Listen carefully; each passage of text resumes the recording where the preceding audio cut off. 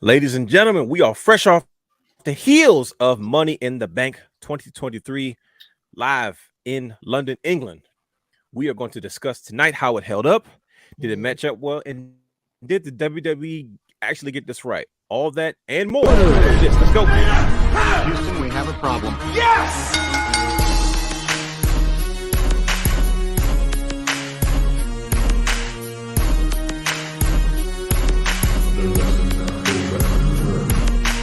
What you gonna do? What you gonna do? What you gonna do? What you gonna do? What you gonna do? What you gonna do? What you gonna do? What you gonna do? Oh yeah.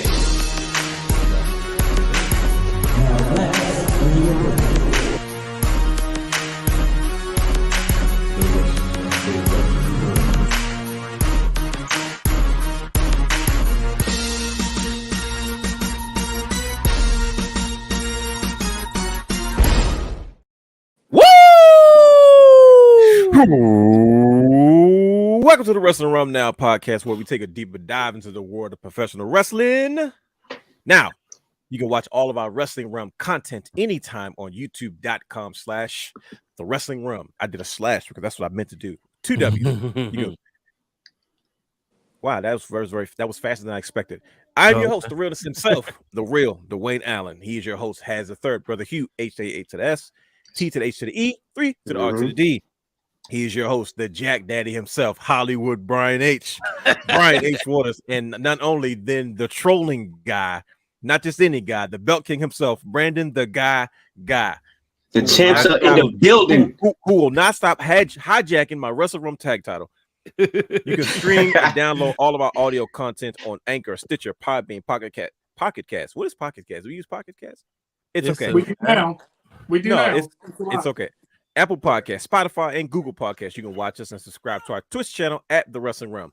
Follow us on all social media platforms, including Instagram, Twitter, and Facebook at Wrestling Realm. That's with 2 W's. Like, subscribe, and engage in a conversation with us, brothers. Hey, Brandon, we look pretty good together. Look at this, man. You know what I'm saying? I don't like that. He caught himself. I don't like that. Like I was about to keep going. These interruptions are terrible. If you want to look as good. If you want to look as good as Brother Hugh and Brandon the Guy, you can head over to WrestlingRum.com. That's right. Shop Wrestling Rum at WrestlingRum.com, where you can receive all your proud wrestling fan t-shirts, your Wrestling Rum logo t-shirts, your Jack Daddy Brian H. Waters t-shirt. Guns Monday out, baby. Night, Suns out, guns out.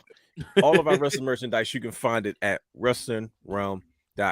If you want to support the brand, that's where you can do it. WrestlingRum.com. Also, subscribe to our Patreon channel. That's right, ladies and gentlemen, for all exclusive shows and bonus material. Things we can't say on the air, stories we can't necessarily show to the public. But you can see this stuff at patreon.com/wrestling_rum. You can get Brian H's thoughts. You can get some of the most intimate stories about our professional wrestling heyday. Did you know that I'm an avid wrestling action figure collector since the age of 9? And I tell a very, very specific story. I need to finish part 2. But if you want to know about those stories and more, head over to patreon.com/wrestling_realm. You can subscribe for just as low as $1. That's right. That's 4 American quarters. $1. Patreon.com/wrestling_realm. Not only that, ladies and gentlemen, it is now the summer season. And if you're looking to purchase tickets to concerts, live shows, sporting events like Money in the Bank, and more, head over to SeatGeek.com, where you can use promo code Wrestling Realm to save $20 on any one-time purchase of $50 or more. That's right. If you have never purchased tickets on SeatGeek before, you can use a promo code Wrestling Realm. Save yourself $20. Do yourself a favor, because if you buy 2 more tickets anyway, hey, it's going to cost you a pretty penny. And we would know a few of the good brothers will just at Monday Night Raw here in Baltimore, Maryland.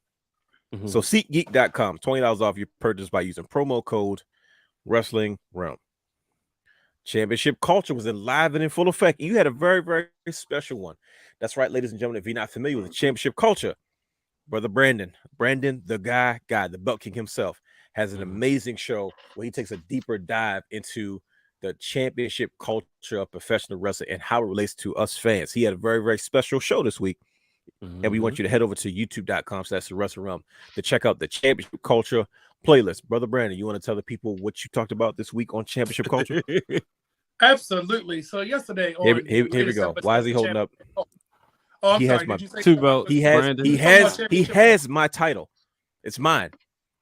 Oh, you talking about the black one, right? That one. No, Okay. yeah, that black one. But the one yeah. that made an appearance this week Yeah, on Monday it Night made Raw. a First of appearance a couple times. Yeah, First yeah. of Got all, his first show underway and with the Monday Night Raw. Hence why Championship Culture was the Monday Night Raw edition. Had a couple interviews from a couple good brothers. I encourage everybody after you watch the Wrestling Room now, go check out Championship Culture latest episode so you can see what went down on Monday Night Raw edition of Championship Culture. I will have to say, this bad boy did look pretty good on TV and the different pictures. It did. It hit a little different. I don't know. This will still look good. On what network? On USA Network? The belt made USA Network? Yes, and a Wrestling Room shirt Bro, with accent and I saw him on TV. As soon as I saw him, I saw the Wrestling Realm 10th anniversary T-shirt, and I was like, "Yo, that's him." And I saw the title, and I said, "Why is my title on TV, but not with me?" You're welcome. I said, "This guy, man. Like, I don't see why my tag titles making cameos. Like, I feel like I'm the tag team champion." Than mine. Sure This is how the Steiner brothers must have felt when the New Age Outlaws took the old WCW tag titles, but eventually Is it just because this is the remix? A must see. I think that's what. Now you sound like Diddy. This is the remix. That's what you just said. Was it just me, or was it you sound like the remix? Nah, he was cutting up. Okay. Not yet. Hey, Brian, just for the people, you got your belt handy? Can you just hold them up so we can see the full? It's packed away. Okay, never mind. There's one more road trip. There's one more. What's up? I'm just saying, there's one more to this collection, but it's No, okay. It's but yeah, I think the crazy part is was rocking it the other day. Yes, he was. Yes, he was. Like it was his belt. I said, you know what? I ain't even mad at him. Nope. It's nice that somebody gets to rock tag titles. It's just unfortunately I don't have mine. I just I even offered the other waters to wear this one since I had this one because I had some extra hardware with me. He definitely did. She declined, so it was like, dang, I thought I was gonna be able to, stow on both of them. But I can tonight. Let's see how long I get Stephanie Hardy these belts. I'm gonna try to Stephanie Hardy. That's what it's called. Yeah, it's from now on. Yep, Stephanie Hardy. Yep. You're not gonna be a champ like Stephanie. First of all, my sweet god. That's CC. I know exactly. That's exactly why she declined to take part of your tomfoolery. Yeah, they treat you nice. Now, see, that's what it was. My baby said no, she's not doing that. She's like, no, thank you. She was probably polite about it. Said no, yeah. I mean, that's what say. I'm the fun uncle. I don't have to do all the hard stuff. You have to raise them. You have to do all the hard stuff. Mm-hmm. They almost walk home. But speaking of my nephew and my niece, man, me and my nephew got a nice good chuckle on the show. It's supposed to be a Money in the Bank fallout. Not to mention, we're going to discuss a little bit of AEW, but also just our Monday Night Raw experience with the fellas. But speaking of that experience, man, my nephew, something happened on Saturday, man, and just, man, Jay Uso made history. And my nephew immediately he just knew. He texted his uncle, and he showed me one. First of all, the most hilarious video I've ever seen. I saw this one guy that's super stuck. He's like, man, you know what he literally said to me? He said, man, pray for daddy, going through some things right now. And it was this video of the Jack Daddy himself. Jack Daddy. Overtly distraught at the results of what had happened in the main event of Money in the Bank 2023. Man, dude, when I say I had a good time, we had a good old time. I mean, we cracked jokes. We celebrated with all types of memes and gifts through the phone. I had me a good time, man. So I appreciate it. He was funny. He was like, what's Uncle Dwayne number again? We sitting there eating pizza before the match. He just knew. And usually, this is how he's smart, right? Because I said, if I can't get Peacock on in the kitchen, then I'm going back and watching in the basement. Mm-hmm. So he was like, all right, yeah, what's Uncle Dwayne number again? I was like, oh, wait, you don't have it in this phone? Okay. Listen to me. Then I look. So then after the match, he shows. I said, okay. All right. Then doing Raw. He got you good. He sit up there, Dad, stand right here. Just stand right here. You know, because he usually serving as the photographer. No, I just want you to stand right here. What you, boy? I said, Listen you to can me. walk home. Listen to me. He learned from the best. And you know what? I would have came and got him and dropped him right back off. I said, He- you walk, and then see, this what happens when you raise your kids like they're supposed to have each other's back. And then she goes, "That's okay. You make him walk home. I'm gonna walk home too." I said, "Well, good. Y'all both walk home in the rain." And then they kept showing the video. Oh, and he kept texting me. He kept saying they doing it again. They showing the clip again. And I said, let him show it. Just let him keep showing the clip over and over again. So man, it seemed like the show was a lot of fun. And the audience in London, England was absolutely amazing. And I think that the WWE is smart for kind of hitting these kind of international audiences that kind of appreciate the product because they haven't had it there in a long time. And we got a couple of surprises, but we're going to get into that and more. But I guess at this point, good brothers, it's time to ring the bell. Let's start the show. And we starting early. Okay. Let's just get right to it. So, brothers, what do we get into this week? Now, I know we had a lot of wrestling to get into, but knowing us, the wrestling realm, we consume a lot of professional wrestling. I think that's part of our issue. That's why we talk about this stuff so much. So, what did you brothers get into as we kind of prepared ourselves for Money in the Bank? Oh man, you know what season it is? It's SummerSlam season. Guess what I did? What's that? Went back and watched Shawn Michaels versus Razor Ramon. That's really that's one of my favorites. I was wondering where that video came from out of left field. Which one? Oh, the reel that you did. Yeah, that one from sorry, drew a blank. Triple H and The Rock. Yeah, that's my favorite SummerSlam, 98. And the reason that was kind of our SummerSlam, in all fairness. Yeah, that was ours. Like that belonged to us. Yeah, and it's the 25th anniversary, which is so crazy to think about. And I was like, oh yeah, Money Mike is 25. So wow. Like that one, I'm like working on, you know, just kind of like recapping some of the matches because that had a lot of gems and just the build up the highway to hell. But yeah, I went back and watched, you know, obviously I watched some of those, but I definitely one of the things that stood out was Razor and Shawn. Just an incredible match. I like that match better than the one at WrestleMania 10. Obviously, the one at WrestleMania. You knew I was about to ask you that. I was about to say that because you know that's the age-old debate, man. Which one was better? Because like the WrestleMania match just hit different, didn't it? It do, and it like the WrestleMania 10 match is iconic for obvious reasons. It's the second ladder match in WWE. You know, Brett was like, "Look, I'm gonna bring this idea, but you got to use me first." And Vince, okay, cool, but I'm gonna use this in WrestleMania. But like because, and I think them being baby faces, but they wasn't the Hogan Warrior baby face or the Savage Warrior babyface. Wasn't like, okay, we're just good guys and who's the better good guy? No, it's like, no, this is still personal. Like, dude, I'm coming back for the Intercontinental title. And Shawn Michaels like, nah, look, you beat me the last time, I'm still coming for the title. So of course there's always the talk about the missed spot, but to me that made it better. Like sometimes accidents, because it makes sense, right? You climb the ladder and you go to grab it and you fall, like, god dang it, you know, that's that can happen. So it had that, and then it was just like intense. So no, do it have all the iconic magazine shots? No, but if they wanted to, they could make it, but they want to obviously put emphasis on the other match. But yeah, that's what I watched this week. I have a quick question for you, Brian, and brothers. I want you guys to chime in as well. When you go back and you watch some of these older matches, do you still watch it in context? Like, oh, go ahead. No, because and the reason I asked that is because I remember what you said when you make comments like, well, you know, it didn't have the magazine photo shoot worthy, you know, shots in that match versus, you know, a number of other ones.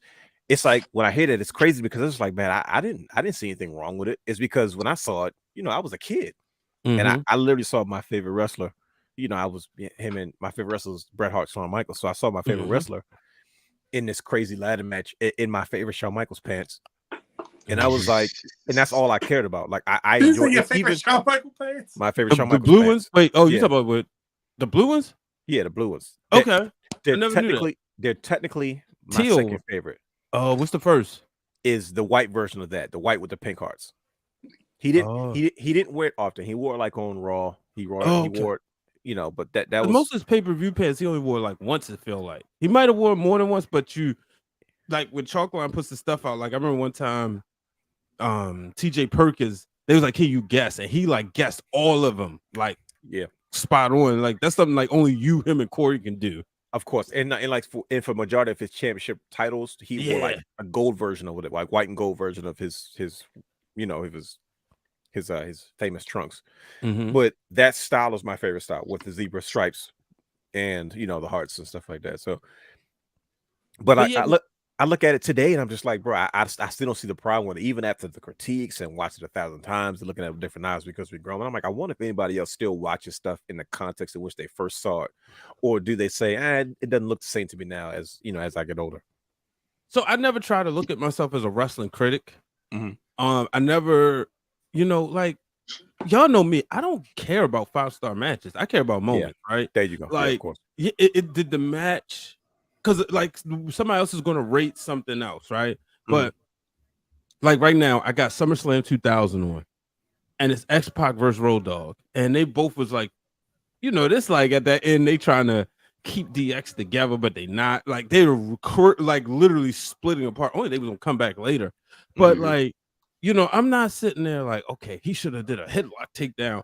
So usually when I go back and watch stuff, I watch it as in kind of like the way I watched it before, or I'm looking for stuff that I may have not noticed before, or like, man, how would this match fare out today? Like, how would the crowd react today? That's what I watch for. I'm not looking to like break it down, brother, and pick it apart as far as move for move, bar for bar. No, I get it. What about the rest of your brothers? Is it the same thing for you, or is it any different? So you want to go here, or you want me to go? I know you got it. Good.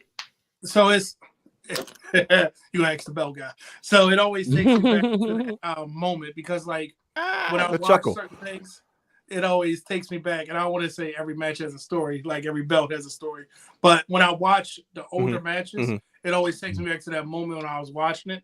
And sometimes it's not that I don't see something I don't remember. It refreshes how good those moments were, or it takes me back. For like instance, I can watch Christian versus Shelton Benjamin ladder match at TLC that year, the first match on the card, and enjoy it every time. Even if Christian taking that break trying to pick up the ladder, like, God, he's tired, I still look forward to seeing that match. And it's like certain things you just always gonna remember. Oh, this is where I was, or oh yeah, this is when it got good. Oh yeah, I forgot about this. And this is like, even when certain things are going to happen, you're like, ooh, but it's still, it's hard for me to remember all the other storylines on the pay-per-view because I'm usually only singling out a match or two. I can't watch the whole SummerSlam. I'm going to go to a certain match. I'm going to go to a certain thing because I don't want to stress myself over like, oh man, what's the storyline?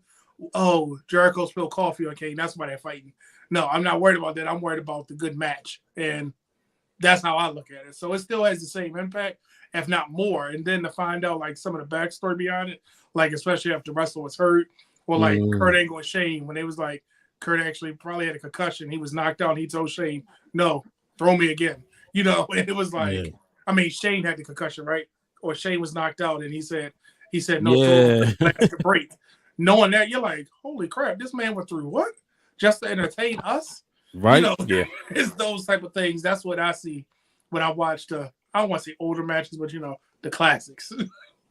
Real quick, shout out to my Aunt Kelly for watching, tuning in. She just posted on Twitter. So she's like, we easy to watch on her TV. Oh, that's perfect. She had my Uncle Troy in merch. Oh, wow. Yeah, and every time these two dudes try to throw the camera on me, I said, nah, he here. Y'all gonna meet him because this is the one who's responsible. Right. That reel is coming too. Oh boy. You can wait till you see that one, doing. Oh no. See, at least I'm not this by myself. Nah, look, they thought this how you could do two neat girls the camera. They was you should have told Hugh hit record because that's all she did. But I'm gonna tell you something, Dwayne, that's gonna blow your mind.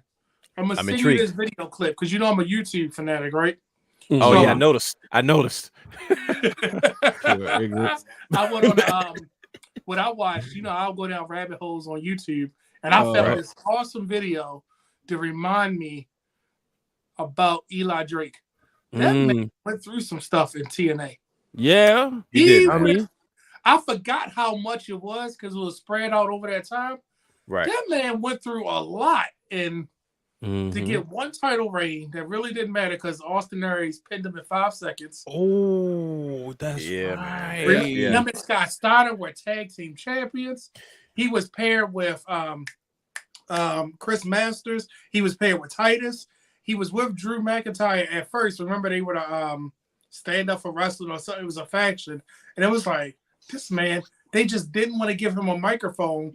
And even at one point when he was overshadowing the group, they shut him up. Every time he would overshadow, it was like, nope, take him off TV. Nope. Like, I don't know if it was like intentionally burying him, but it was like, you're not the star we want right now. Hold on. So good things come to those who wait. So I knew it was a reason when he came to NXT. I was like, man, this man is more than NXT, but I think that was like his reset button. When he came. Because it's what you said. He never got like a legit run to like, because once he hit this roller coaster, once he get hot, they pull him back down. And once he get hot, and it was like, look, man, have a legitimate run across the board. Mm-hmm. And I kept up with Eli Drake, and I was like, it's Impact's way of booking people. Mhm. But when they kind of let him loose, like in NXT, I was like, okay, like, especially with him and Cameron Grimes in their feud. Oh, and that $1 Million Championship. Yeah, and I was like, okay, so you got these two rich studs, kind of, trying to who's going to be the billionaire playboy of the modern wrestling era. So that that was pretty cool. But what did everybody else get into this week, Brother Brandon? Did you get anything any particular besides the rabbit hole that you went down? No, that was, and I just realized that I'm still happy with my prediction for Money in the Bank because he will get you called him, didn't you? No, I said for him, I said he didn't need to win it. Oh, okay. Yeah. Remember, I said because I wanted him to do something different. But I think that if they gave, like, obviously, it is a video going around TikTok. I don't mean to take up so much time where they were showing how in 6 months he's a whole different character. Like he came to the ring, nothing. He got in the ring with the Maximum Male Models when he became LA Knight, and now look at him now. And it's like that. His promos.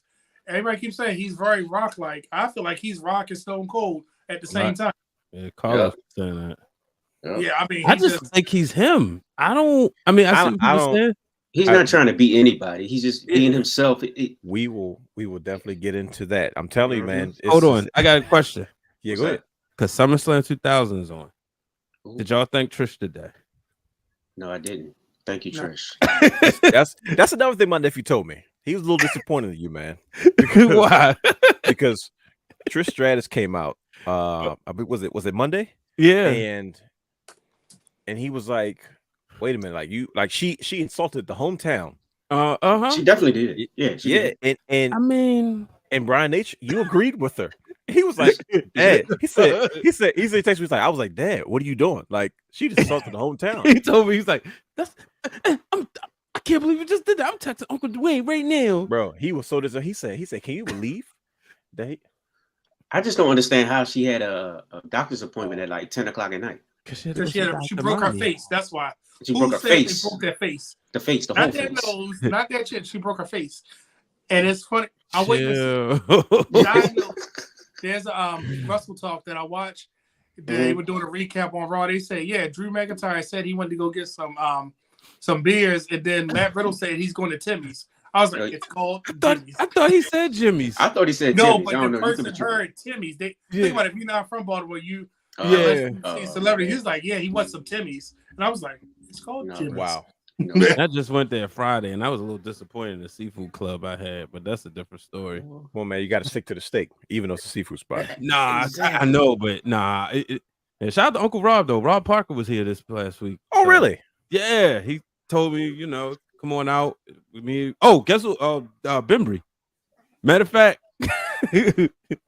we brought you up at dinner. Oh, look. My guy, how's he doing? How's Professor Bimbry doing? Doing? He's good. He's great, man. Well, please tell him I said what's up. I was at I was still like doing a lot of stuff between here and New York. So he really like taught. He retired, taught like 2 or 3 years at Morgan, and came out of retirement. He said straight up at the dinner, and this ain't me toot my own horn. These are his words. He said, if I had more students like Brian, then I'd probably still be teaching. Stay teaching, exactly. And then my thought was, if Dwayne would have took your class, You still Bro, get- I wanted to so bad, but it was just wrong time. I said, yo, I'm not. He's like, I'm yo, not he give too many group projects. bro, because his whole attitude was, hey man, if I can get these guys to influence the other ones, I'm like, nah, man. Dyson tried that. That joint was Yeah. disaster. You want to hear something crazy though? I was on campus today. First time I've been there since we What? graduated. Yeah. Wait, hold up. You supposed to lead with that. Nah, you know me, y'all. I move like a ninja, bro. You'll never know. I'm everywhere and nowhere at the same time. Wait, so That is true. so what you think? It's cool. I mean, it brought back some memories. Mhm. You know, very, very different. You can tell, you know, what they've like. I didn't get a chance to see anything. I just saw stuff from the door. You know what I mean? Okay. Right. And you know, like all the new signs and the signage and stuff. Like we talk That's about a bigger almost. deal than what we had. Of course, man. We talking 10 years. You know what I mean? I'm looking at stuff like, oh wow, that used to be a lounge. Now that's the dean's private office, and there's another lounge. Like, oh, that's an office. Right. Yeah, I didn't make it all the way to the student center at the time, but I definitely went to the con because I'm scouting locations because I got a shoot that I'm doing. So I was like, I'm you know, scouting locations, and I was like, man, I saw you know, they got like these digital boards now where like with the teachers on them, and I seen the joint say Wilma Red, and I said, bro, Red's still up there teaching. I said, she another reason why I don't do group projects. She was teaching 3 different courses. I said, nah, I ain't doing this. So I thought you got a kick out of that. I said, oh, look at that. Red's still up here teaching. So but yeah, but you know, to get as we get back on track though. But yeah, definitely tell Jerry, he's a colleague now. Tell Jerry, say hello. I mean, what did I say? Mr. Professor Pepper, he said, Brian, call me Jerry. Jerry now. We're colleagues. Yeah. But yeah, I mean, we brother, did you get anything in particular? I don't want to skip you because I know No, I did a lot of catching up. Okay. That's all. You know, I missed SmackDown. I missed half of Money in the Bank. SmackDown, man. I know, right? But now I missed half of the Money in the Bank because of a photo shoot I was doing. But yeah, man, I'm impressed with everything I see, huh? Because that photo shoot had to wait.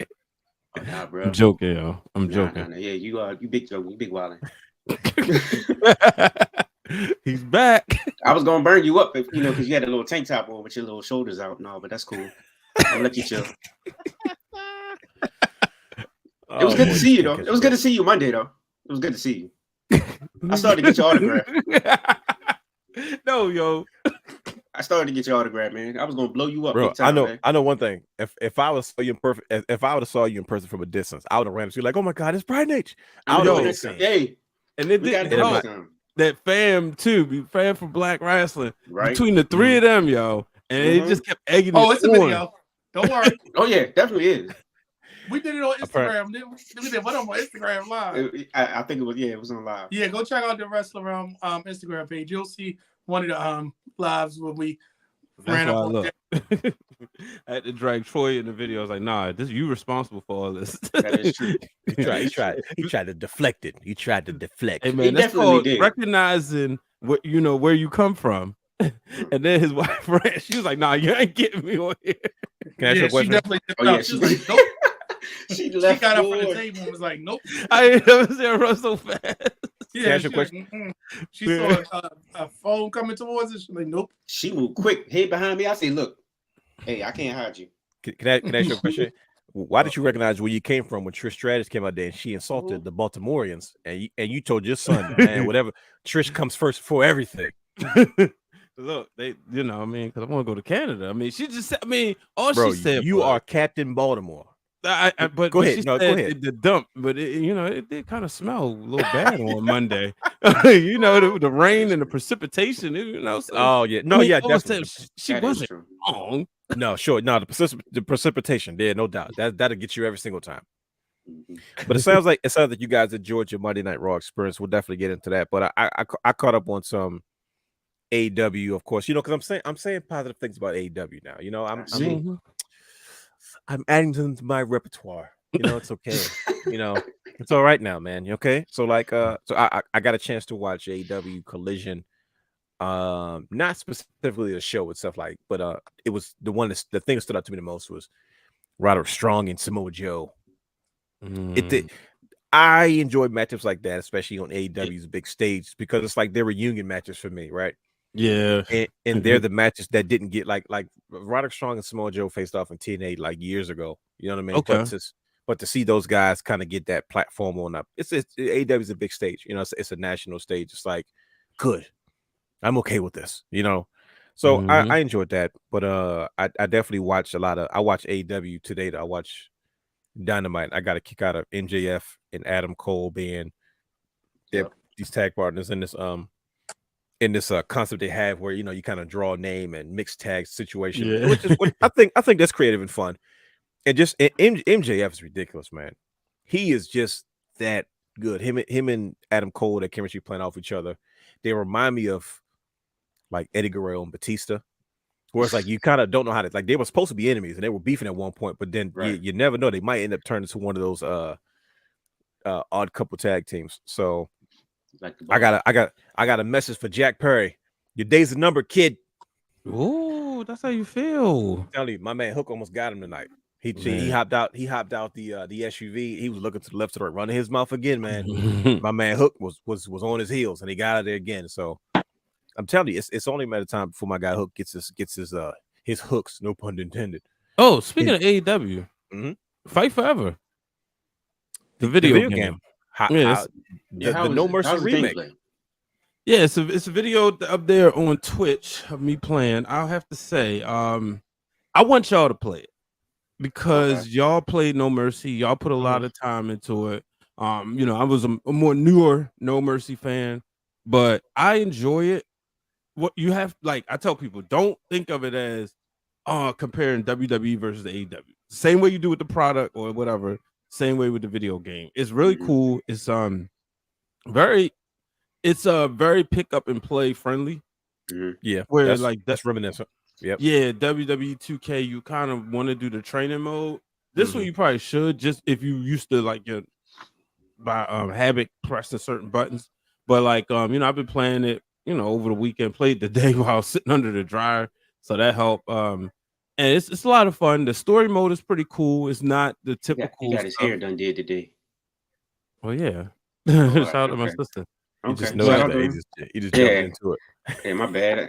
You know what I'm saying? It was a little dark. I had to lift the shades for a second. But yeah, it's cool. The exploding ring match is interesting. But you know, shout out to them. Apparently this is supposed to be like, and if anybody in the comments know more, feel free to chime in. But apparently it's supposed to be like a 3-year project, meaning like they're just going to constantly like update the game with new stuff. So I did hear that they're just going to keep putting patches in and what are they called when they add the different characters? DLCs. Yeah, because like that's what I heard when the release happened, that it's not just a one-time shot. It's going to keep being a progression. Yeah, you got to buy the FTR. I haven't bought them yet, but so far I'm liking it. I told my son to check it out, and I went upstairs. I came back down. He was already playing NBA 2K. So I don't know. That's just about that. Oh man, I'm like, one thing I haven't heard, Brian, does it actually have CM Punk in the game? Yeah, he's in it. Okay, because when they took him off the cover, I was like, I wonder if they're gonna make him a person that you got to buy. Yeah, Cody's in it. You got to buy Cody. I think it was like $20,000 on there, but it's easy to, you get money for like every match and stuff. Jeff Hardy on there? Yeah, Jeff Hardy, Matt. I did the pre-order, so I got Matt Hardy. Adam Cole? Yep, Adam Cole's on there. Oh, okay. Well, listen, we might be cooking with grease. Got some of my guys on there. Speaking of which, just looked who's in the comments. Wait a minute. Your nephew. Yes, there he is. It's my boy. He just said SmackDown versus. Wow, he said SmackDown versus Raw 2010 on the Wii was better in his personal opinion. Oh, I ain't seen the Wii part. He said on the Wii. Oh, that's the game that made him an Edge fan. That's what made him. You said made him an Edge fan. Yeah, that's what made him an Edge fan. I'm not going to embarrass him because he's older now. I still remember that day. Yeah, when he first saw Edge in person. Yeah, I was like, wait, what just happened? And sure enough, he kept saying it like even the other day. Like, where's Edge? Where's Edge? Y'all don't like Edge? Nah, he sound like me with Dolph Ziggler. I was all in Brandon's ear the whole time. Look, man, I want to see Ziggler. Right now, I'm leaving. I was like, stop. Oh man. Hey man, it was a shot. When JD McDonough was wrestling on Main Event, He's like, Ziggler ain't gonna come out. Right? I was so Ziggler mad, not gonna man. come attack him. I said, dude, it's main I'm mad I event. missed that match because I would call myself. I was like, all right, let me go take the girl to get, make sure she go to the restroom and stuff, and then we go get some food. And the boy was like, oh yeah, JD McDonough. I was like, oh man, I probably saw him when they was here like on main event show before, but I would have wanted to see that match. Yeah. Who did he wrestle? Remind you, JD McDonough was Jordan Devlin. He totally forgot. Yeah. I was like, oh, you forgot? Yeah, I did. Yeah. I He was just so wasn't hurt ready that he to beat see up it at the time. Ziggler. Yeah, Ziggler I was. George Dell, he got, remember he got jammed up in with that visa issue over COVID. Yeah. Yeah. Yeah. But he you know was who was stuck. over though? Who's that? What's her name? I just from Alpha Academy. Oh, Maxine. Oh yeah, Maxine, Maxine, bro. She's so much better with them. Yeah. Like I was That's shocked because that was the I was match. I was thinking it was surprised going to be she like, didn't all right, let me right. fall asleep, And I was like, nah, that was like the crowd was into it. Baltimore Very was tight entertaining. though, bro. Like was. you could tell we haven't had a show in Baltimore City since October 2021 because everybody like Baltimore was hype. bro, it was packed to the rafters. Usually it's never that packed. Yeah. Not all the way up top. They usually keep the camera down lower, like that Yup. lower, that mid level to the lower. And I looked and I saw it on TV. I said, oh no, they up to the rafters, like all the way around. Mhm. Even the sides, on that one side where they usually have it blacked off, they have people behind the boards and stuff too. Yep. Oh wow, It was packed. How was the renovations inside the arena? Because I saw you said something about it, Brian, but like from TV, you can't really tell. Yeah. No, I So, liked it a lot. It gave me Barclow's Center vibes. Really? And like the just because. So like when I first went to the Barclays Center, and people in New York probably won't appreciate it the way I did. I saw like, okay, they got like these look like sort of like upscale restaurants. But then also just like some of the grab and go stuff. So like that's what they had there. It felt like even like the bar setting felt, sort of upscale-ish. So I was impressed.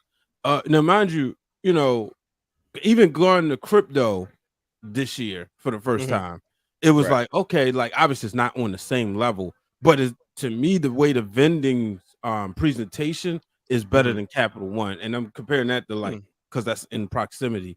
I just at this point, it's the only thing that's not in their control is just the arena being bigger. I think if it was bigger, we would have so much more. Like we'll get a premium live event, but we could have gotten a Survivor Series. I mean, we probably could get a Survivor Series, but we probably could have gotten a Royal Rumble here if it was a little bit bigger. Like if I always wish they would have like put it over near Canton, right near the Beltway where they got Target and all that. I always wish.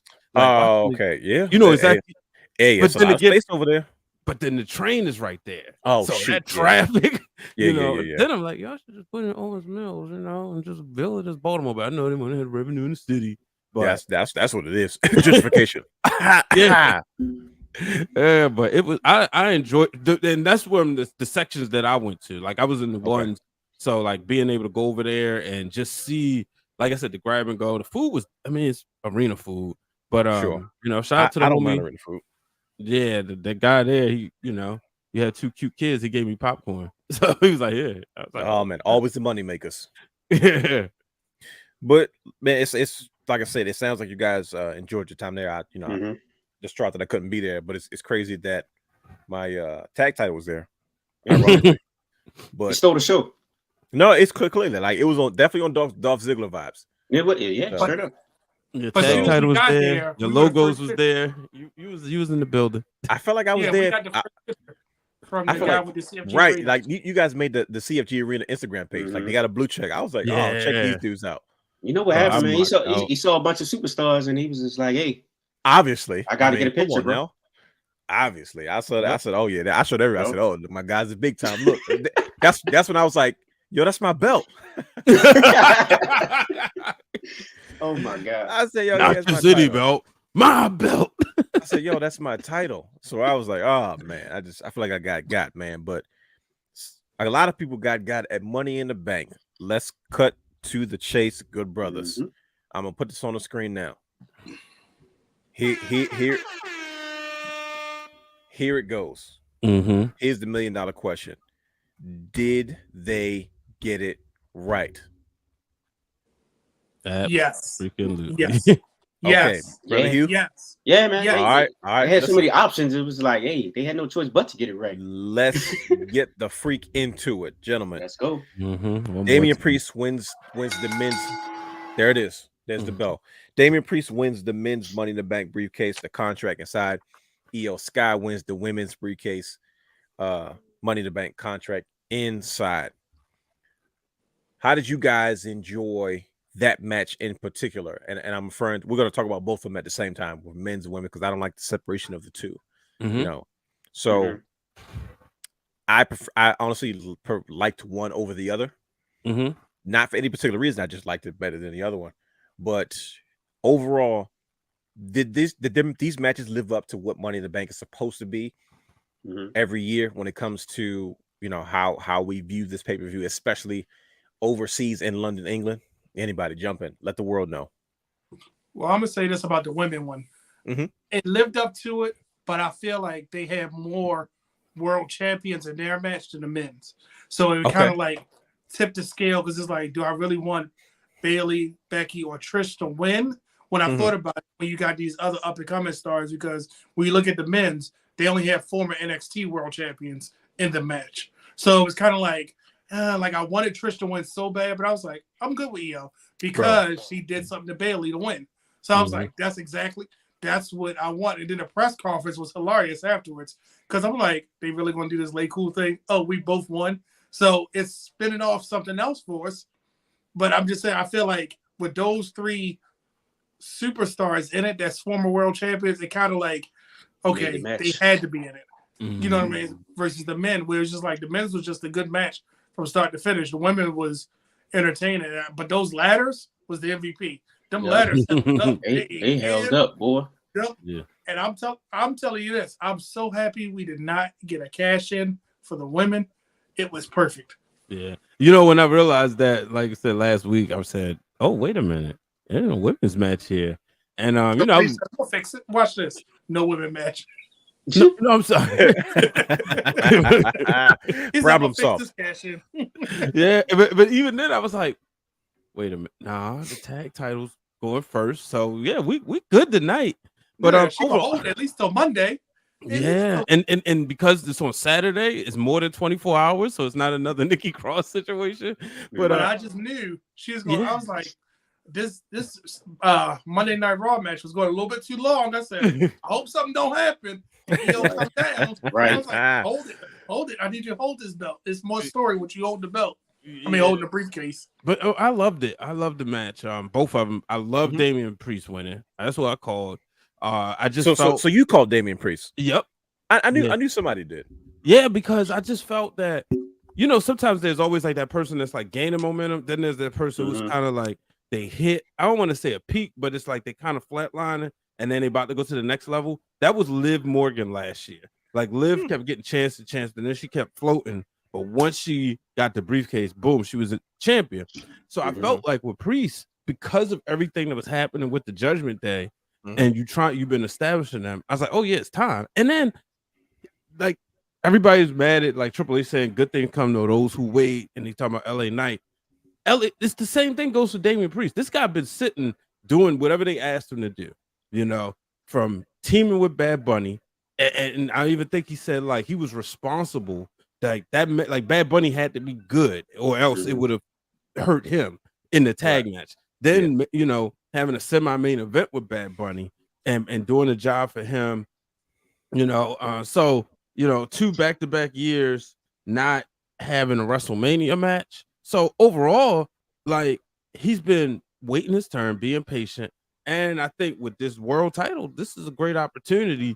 And it's so, like Brandon was saying about the women's, it's so much story right there. So that's what I like with both of these. There's a lot of story that you can get into, and that's what's exciting, especially Io Sky with that genius finish. Because you always we see so many ladder matches. You've never seen that before. That's what I love.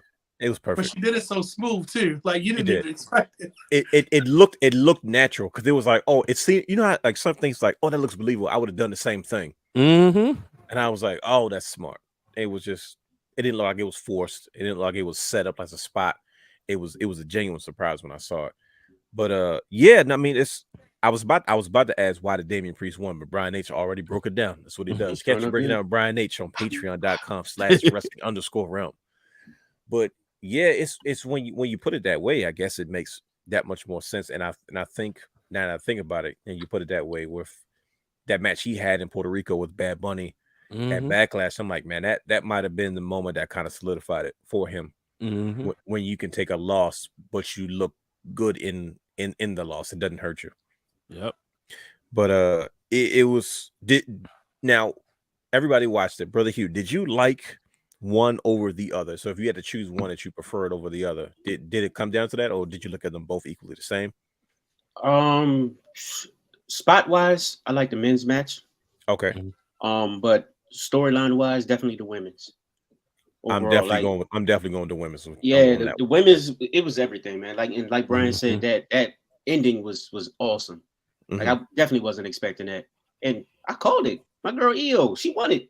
You know what I mean? Yeah. So I was happy. I was happy with like Io. But see, I was glad that it went on second. It didn't start the show. I was so happy because it felt like when the women go after the men, they're like, all right, we got to take this up a notch. Let's show them what we can do. Like it's a healthy competition. And I felt like the men had a lot more spots, but the women had a lot more. I was sitting on the edge of my seat like, oh, what's great happening? Oh, it was like, oh, from start to finish. Even when, attacked Becky on the, I said, oh, they ready. I said, they going to pull out all the stops. And one thing about the men that I loved, every person got their time to shine at all different points. And even to the point, even though Butch didn't come out as Pete Dunne, he still had his own shine. He had his own crowd moment. He had his moment. I was like, who would have thought we would be looking at Ricochet and Logan Paul for SummerSlam? That's all. Who would have thought that would have been the way we're going with this? Start Royal Rumble. Yeah, Royal Rumble. Yeah, they when they teased it. They kept them away from each other. Think about it. Yeah, but see, that's what you do though, right? Because for the big moment. Yeah, but you see, they both jumped on the ladder at the same time. I said, and then they showed the backstage brawl afterwards. Because you know what? I'm sorry. Go ahead. And when Ricochet, we forget how good he is because he won't shut his mouth up to tell you how good he is. But he recovered a Spanish fly. It still made it look good. Like he definitely was like, "Oh no, I got you." And bro, he is a pro. See how he caught him and they recovered. Right. I said that right there gonna get him a push. Yep, he was like, "I got you," and you can tell it was all him. Yep. I was happy to see Ricochet in like the SummerSlam commercials. You know what I mean? Like when you see the promos. Yeah, I said Ricochet is becoming a guy. You know what I mean? Just don't let him wear a turtleneck in Baltimore when it's 95 degrees. Right, I'm about to say that makes the first thing I said, man. I don't know why he do that. No, but see, that's what you said though. Like he's becoming a guy, right? You have like those people. Like this may be pushing it, but like a Rey Mysterio of this generation. No, I was thinking the same thing though. Yeah, I didn't want to say it because people because Rey is like now world champion and now, all that. But it's like at one point Rey was in that same position. Yep, and especially if you watch. Go ahead. That stuff in Lucha Underground. That's what made you pay attention Prince Puma. to. Prince Puma, because it was like when Ray was down there and they had those matches and he kept up with them, and it wasn't a Icon Ray and just some random guy. It was Wrestler Ray and Wrestler Prince Puma, and it was like, oh, he can actually keep up with them. So comparing him to Ray is right down there. Nah, him and Swerve was down there rocking and rolling. Yeah, they definitely were. It's and not to mention Io was down there at one point. That's I remember she used to go at it with Pentagon. Pentagon Jr. And I remember I was it wasn't until I think Brandon said something like, I see why she's over in Puerto Rico. And I was like, oh shoot, I said because she was hot. And I was like, why is the Spanish audience like tripping over this Japanese superstar? And I was like, oh, she was in Lucha Underground. We totally forgot because we remember her Stardom stuff because she followed Asuka. When Asuka left, she was Stardom. We totally forgot about her time after that because it was like, then she just appeared in WWE. Yeah, because we Underground, you had to go find it. We had moved on because we were still worried about Kairi Sane because Kairi Sane was, coming into her own as the Pirate Princess before Io Sky really took off. So it was just, it's one of those situations. But yeah, I think they definitely made the right decision with her. But I'll tell you one thing I didn't realize, Brother Brandon, is that you can tell this is a Triple H run Money in the Bank when all the competitors for the men's were former NXT world champions. And I was like, yo, I didn't even. Oh, there's no former champions in here. I'm like, you got Shinsuke, You got. I was like, Pete Dunne was one of the longest reigning NXT UK champion. So you just want to downplay that? I was like, yeah, they got some former world champions. All right, it's like I respect Triple H so much for believing in this level of talent because he's really like focusing on what he said he was going to do, and that's build for the future. And I feel like everybody in that match walked away that much better because they got an opportunity to be on a big stage and it didn't have to have a super elaborate storyline for it to make sense in the old school way that, he whose name shall not be mentioned, because every time we mention his name, we have technical difficulties, used to do things back in the day. And so you had a person that just started wrestling a year ago was the youngest person in the ring, as in his tenure, and they all carried it. He went with he didn't have to get a Randy Orton, an established star like an Edge, and put him in the match, Miz, Dolph. He said, nope, we're going with these people. Shinsuke is pro enough. Riddle is pro. I mean, not Riddle. Damian Priest is pro enough. Pete Dunne, y'all got this. Go out there and do it. Santos Escobar. Let's not forget about him, because he definitely his Aztec Warrior Warrior came out. Oh yeah. Wait, he was an NXT World Champion too? He was a cruiserweight. Oh, okay. Remember? He was the one that JD McDonough right. Intro, and then he wanted to be the real champion. Mm-hmm. And that's when he took his mask off. It was like, yeah, he went from being what he was and before, and then he came. And the crazy part is, I was happy when he showed up in NXT, but then it made sense for him to become Santos Escobar, because it's something when luchas lose their mask, there's just so much more personality to a lot of their characters, because it's not just rooted in lucha tradition, culture, and then your moveset. It's like, I don't know if was it Lince Dorado or Grand Metalik at one point. It's like, I'm losing my mask this year, because like after a while you can only do it so much as a lucha. But yeah, man, it Money in the Bank was an amazing show. The audience was hyped for it, but there's a lot of other key moments. But let's talk about one that I don't think anybody. Let me ask you this: did anybody see this coming right here? What's this? Drew McIntyre kind of making his triumphant return to WWE, and they purposely, and this is that Triple H does I'm talking about, they purposely and openly acknowledged the rumors about Drew McIntyre, talking about he has not signed a contract, and he was concerned about creative and concerned about all these other things. They said that there was rumors fueling about there's nowhere near WWE and McIntyre have not reached numbers that they can agree on and create creative and stuff like that. And it's like, I remember, I don't know if it was you, Brother Brandon, that made the mention that said, I got a feeling Triple H is putting stuff out on purpose to the dirt sheets, and he's like using it to his advantage to kind of build anticipation for something like Drew. Maybe he was kind of stale maybe a month ago. You know what I mean? All of a sudden you say, well, he might not stay here, and all of a sudden now he comes back, and everybody there's a newfound appreciation for him, especially when you approach the ring general. Boom ta. After a crazy match that he had with Riddle, and they tried to break Riddle's foot off. That man chopped his foot. He slapped he literally slapped his foot, like he chopped his foot like it was a chest. He wears some socks and shoes. Like Riddle's gonna come to the ring with boots on, like Rusev. Rusev used to wrestle with no shoes on. he broke his foot, and he came back with full blown boots up to his knees. Yeah, but not anymore. But I think this opens the door for so many possibilities, because talk about it. If you look at Monday Night Raw, we had him come out to confront him with Riddle, right? Everybody know the math. If Riddle got 3, it's only 2.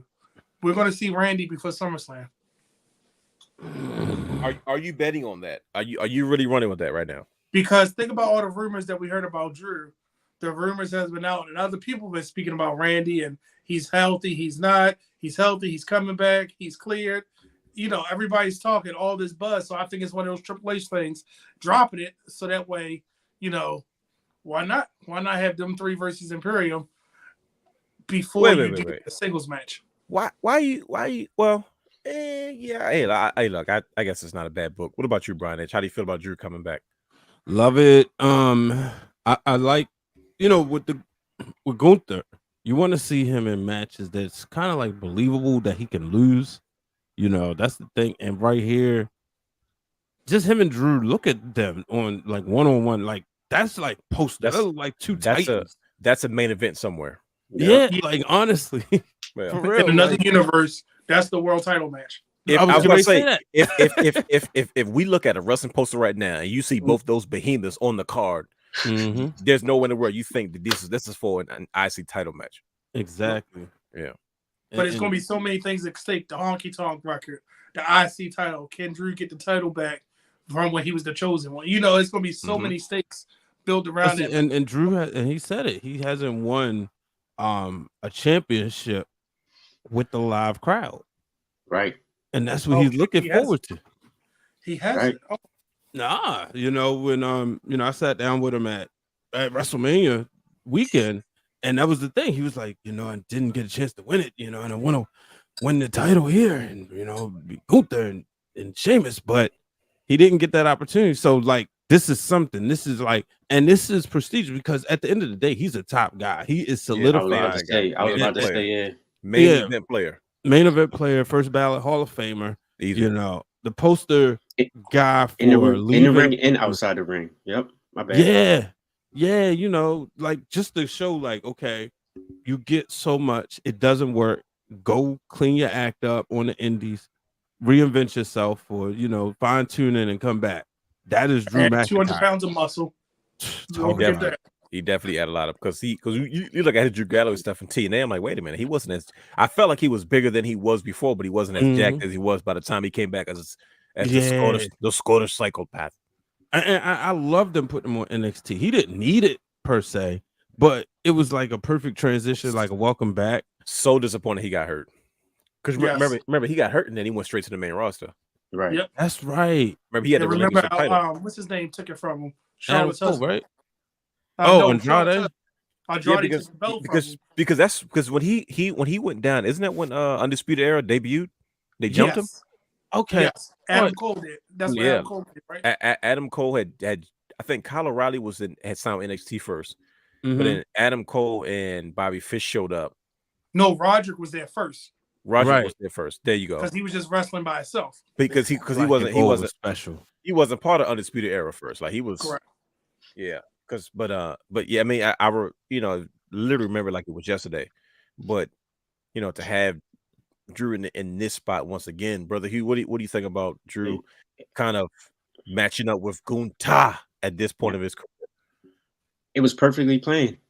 When he left, it was more about Sheamus back when he finally disappeared. He just didn't have a space at that point in time. So the best thing was for him to just disappear for a second, get healthy. Right. That's the major thing. Heal up. Like you said, I believe Triple H, hey man, he throwing all those rumors out there, feeding into the rumors, Yep. Hey, why not? And then this guy wasn't leaving anywhere. I was convinced from the start that he was not leaving to go to AEW or anywhere because he means too much to this company. It didn't make.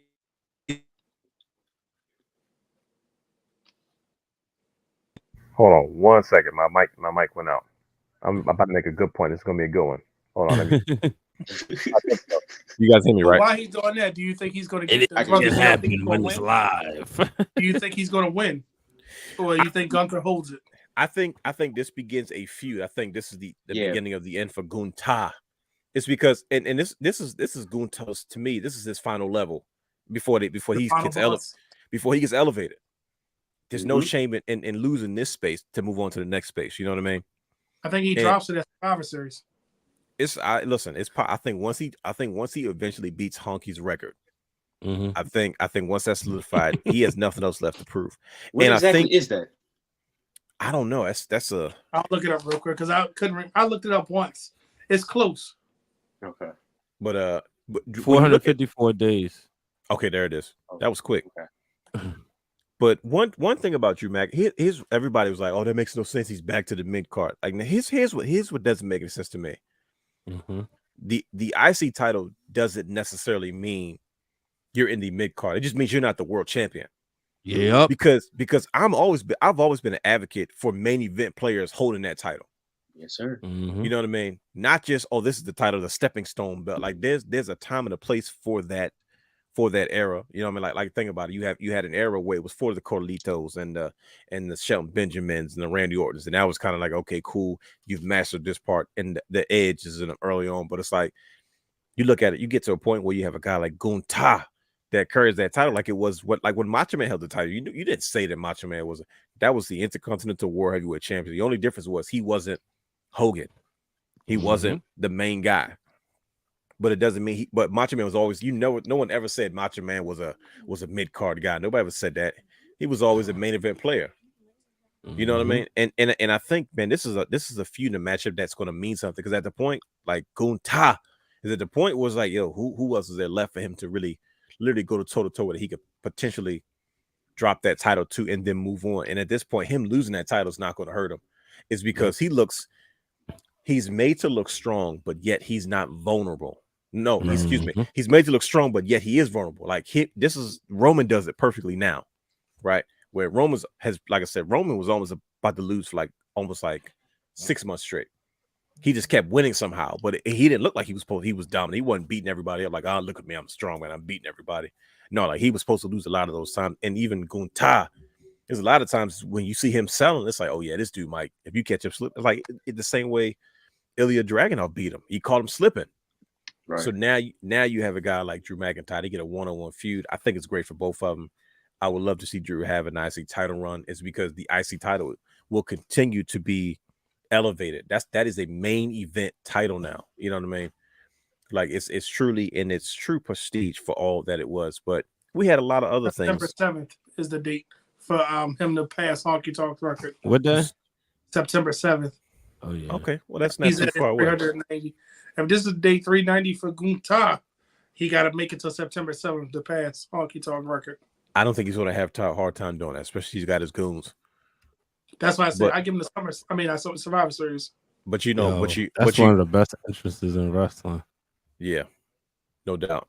You know what we're going to get though. You know we're going to get Drew and Sammy and Kevin Owens versus the Imperium. Mm-hmm. That's going to be fun. Don't you guys agree? Yeah. They could go in the comments. We ain't even get there yet.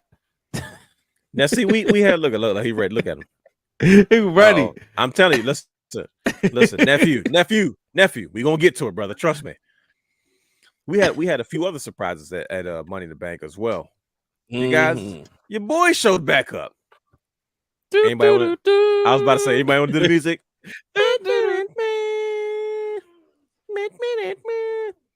Yo, who would have thought 10 years ago if you said John Cena's going to show up and everybody's going to go crazy because they're going to be so happy to see him? Like, for him to just come out of nowhere, man, and just like you're legit like happy to see him because like, okay, what's up? What he going to do? What's next? He was shocked that everybody's happy to see him. He said, "Wow, you guys unbooed me. This is actually refreshing." Mm-hmm. I think John Cena is good for WWE regardless, and I like his role. I like his role in WWE where he's more like he's always going to be a global brand ambassador for the E. Mm-hmm. You know what I mean? Where he doesn't have to have a match. He'll come out. He has a segment. He had a great segment once again working with young guys with Grayson Waller. Grayson Waller had to have a nice exchange with John Cena, and John Cena got to pretty much come out and he advocated for WrestleMania showing up in London. You know, we haven't had a WrestleMania across the water in a long time, and it's something he was advocating for. So what? And like I say, it's look over Raj. Look at this. Look what he has to say.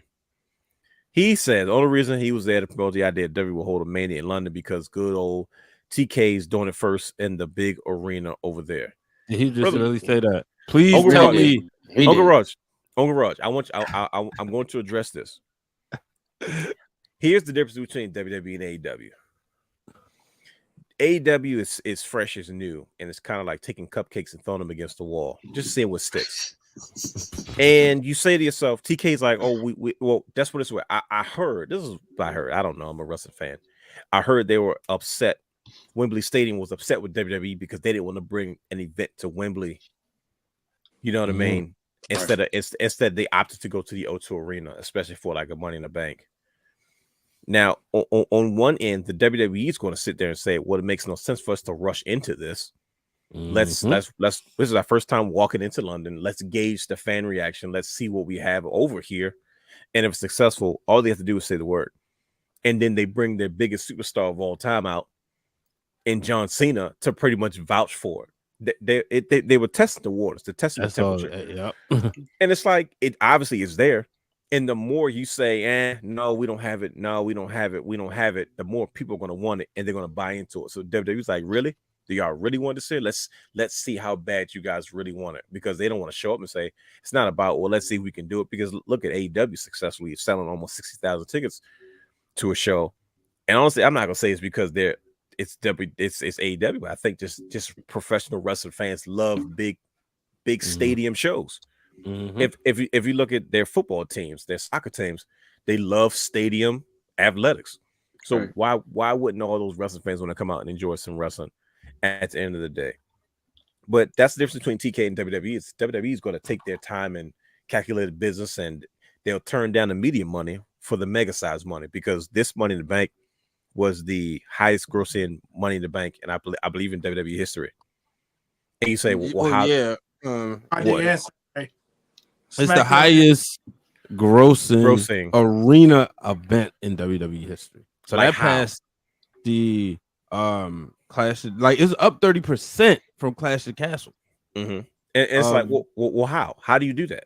You know what I mean? It's literally you go into a space, you put on a show, a space that hasn't had a WWE show in a long time, and you just take full advantage of it. I'm sure they sold a ton of merchandise. Oh yeah. Speaking of which, set a record for the on location fan experience package is becoming the highest grossing non-WrestleMania event. Highest grossing event for venue merchandise. Arena merchandise. Wow. And then most social money event. Huh? Yeah, I don't know how true it is for WWE Shop Europe.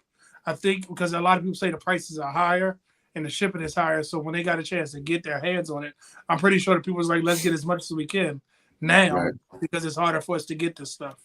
And if you think about it, AEW is still new. And I was watching something on YouTube where they made a good comment. Tony Khan, don't mess this up by thinking because you're overseas, you have to have as many overseas wrestlers on that card. People are going to pay to see the wrestlers that they see on TV every week. WWE realized that, hey, they're going to pay for us, but do they really want us? Are they willing to?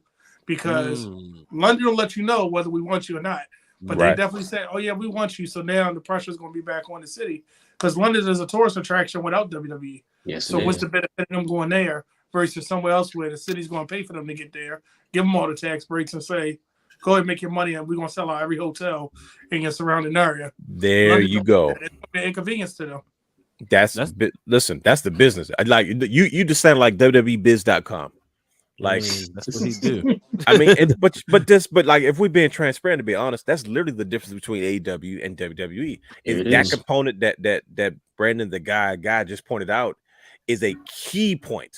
It's not just about the wrestling and the fans and selling out. It's like, no, can we? Is this going to be fiscally appropriate for us at the level that we have to perform at? We're a $1 billion corporation at this point. Is it beneficial? And it's everything you said was, man, it was spot on. Like, tax-free, are you going to pay for it? Like I said, are you willing to say, we're going to accommodate you, we'll put everything up front, and we'll just make money from you being here? You know what I mean? Because fans from around the world, first of all, fans travel from abroad to the States for WrestleMania. Like, that's a hop, skip, and a jump for them. That's what they look forward to. And we travel. The people in the United States travel overseas for football games. So who's to say they won't pack them? Same thing. Like that American tourism is major money, because nobody travels for the sake of just traveling. They travel to enjoy themselves. And imagine so many WrestleMania fans or wrestling fans having an opportunity to say, "Oh shoot, well let's kill two birds in one stone. I get to go overseas, and I also get to enjoy WrestleMania while I'm over there." So something to think about. So London, we'll see what happens. We'll see what happens with anything that kind of transpires between WWE and any future WrestleManias. London has a Guy Walker. That's funny. When you said that's coming right to my head.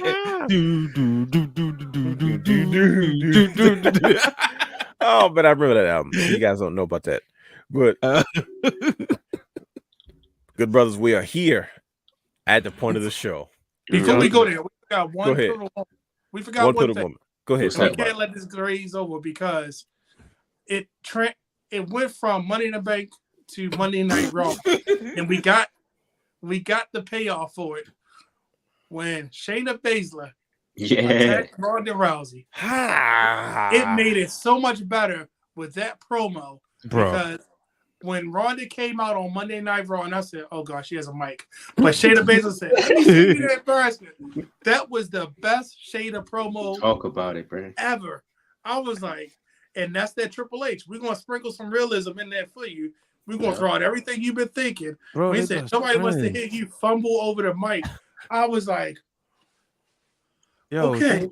they are best friends, and It's I'm easy. like, It's easy to rush your friends. It's so bro, easy to rush. I Your friends. know. It's like I'm watching Benoit and Jericho, and Mhm. everybody knows how close they was. This is at SummerSlam 2000, and where they literally just like beat the crap out of each other that night. That's what they And watch out for like 50 times. yeah, and he said there was always Jericho said it was like they always had a policy. You know, we beat each other up, and you know, just no hitting in the I think it was in the nose and the ears. But yeah, I was sitting, I'm like, yo, Was what did she do to Ronda? Right. Wait, She burnt her up. And Ronda Big kept a time. straight face. I was She like, did. and you could tell it was some when she said nobody wants to hear you fumble. I was like, the turn made so much sense now because and we get the Shayna Baszler from the Queen of Spades. Yeah. Ronda in trouble. Where was she notice the Queen of Spades at? NXT. Oh boy, there we go. When she was the most dominant NXT women's champion ever. Yeah. Two-time Mhm. women's champion. Can you imagine I remember her she and Io this debuted. time having a rivalry? Because Oh, look what her boy. and Kyrie was able to do. Imagine her and Io for a belt. Right. I'm And just glad she's getting used properly now. Hey, All looking she forward did to is it. her old music. Her old music is more devastating to this. Yeah. Created Yeah. character number 6 music they gave. ouch, created character number 6. What even he couldn't even give her 5. He said Right. oh No, man, that's was rough. Jordan Devlin. He got number 5. Oh no. They just But throwing those yeah, guys that's dirty. the thing, man. Like, even when you sit back and watch it, you just knew, like, yo, when the heel turn happened, I said, yes, we finally gonna get it.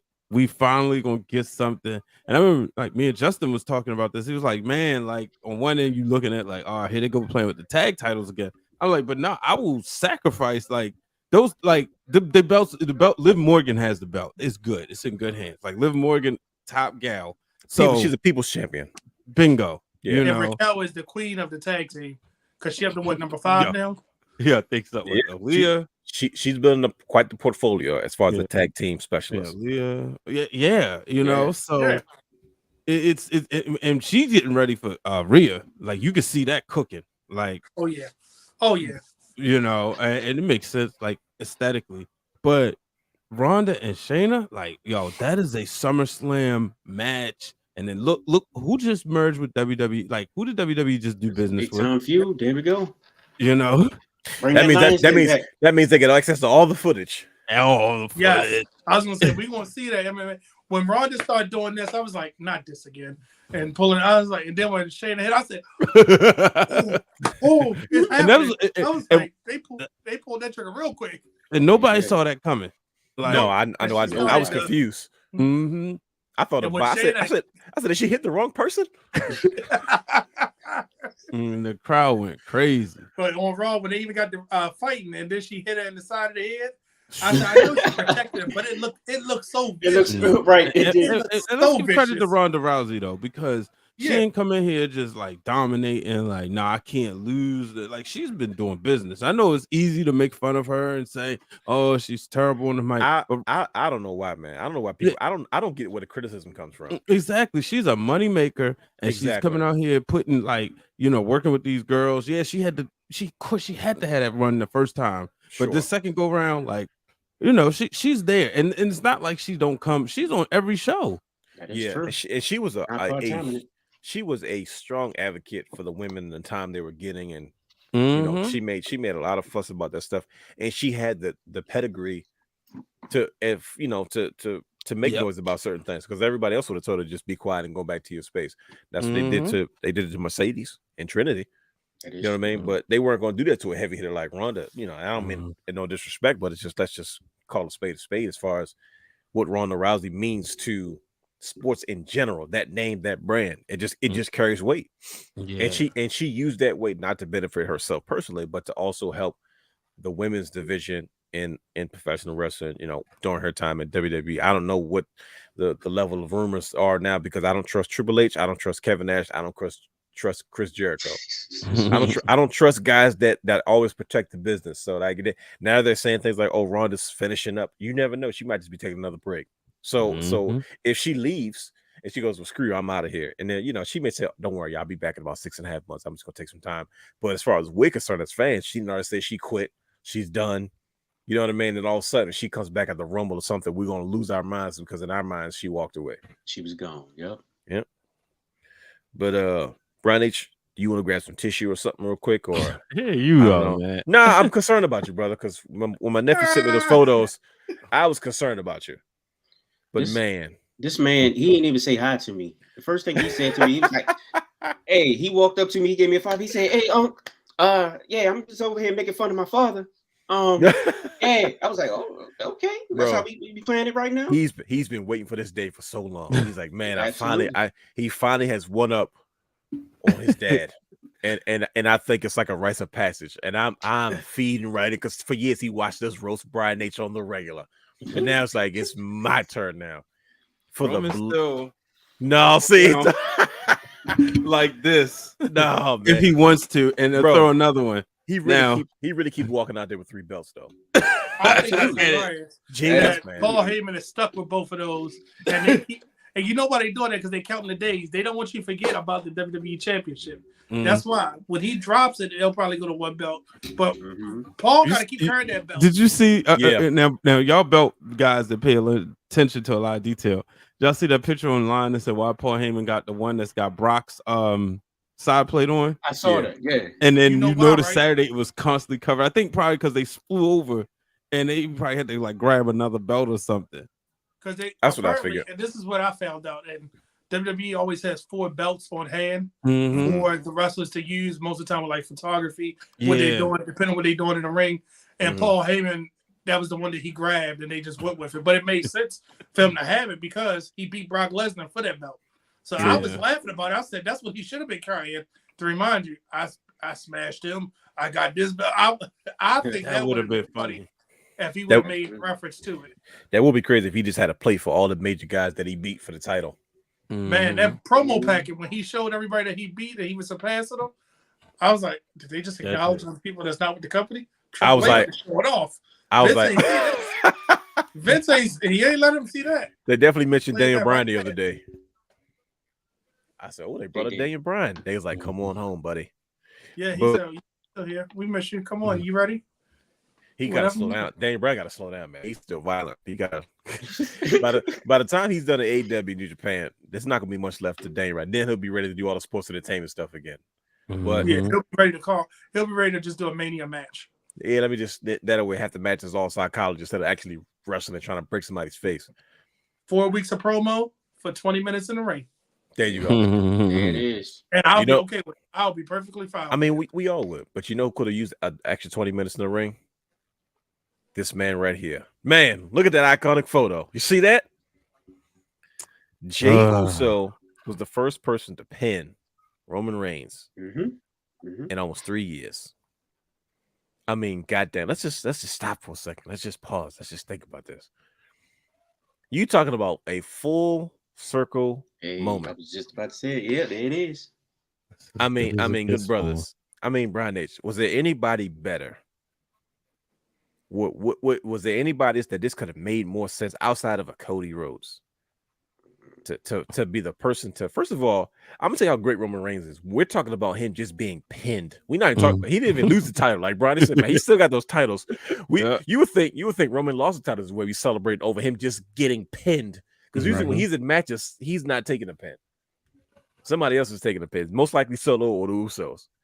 But like Jey Uso pins this man the first time and actually won a pinfall over Roman Reigns. Man, you talk about an emotional whirlwind. You know what this reminds you of? Oh, go ahead. What's that? No, go ahead. all this is, and I'm gonna make sure I say this. Oh my goodness, boy. You saw it? You saw it? Bro. I got like this whole.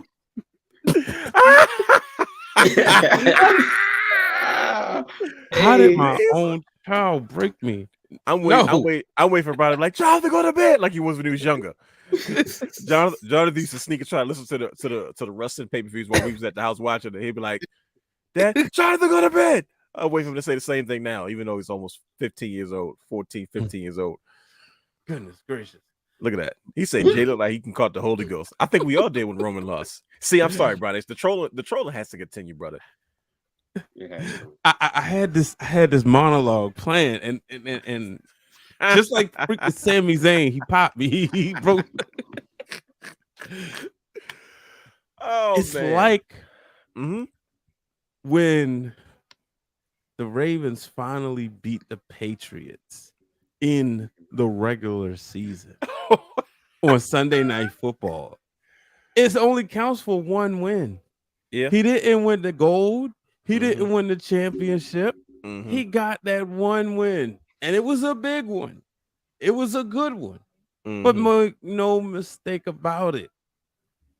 What did we say right here? And if you don't know, go to the YouTube shorts under Wrestler Wrealm. The real Dwayne Allen said, man, the day Roman loses those belts, he's going to be a menace. Did y'all not see the tribal chief sitting there by ringside? He looked like he's going to lose it, man. I'm talking Friday night at MSG. Oh no, he's going to turn to Venom. He's going to be in a warpath.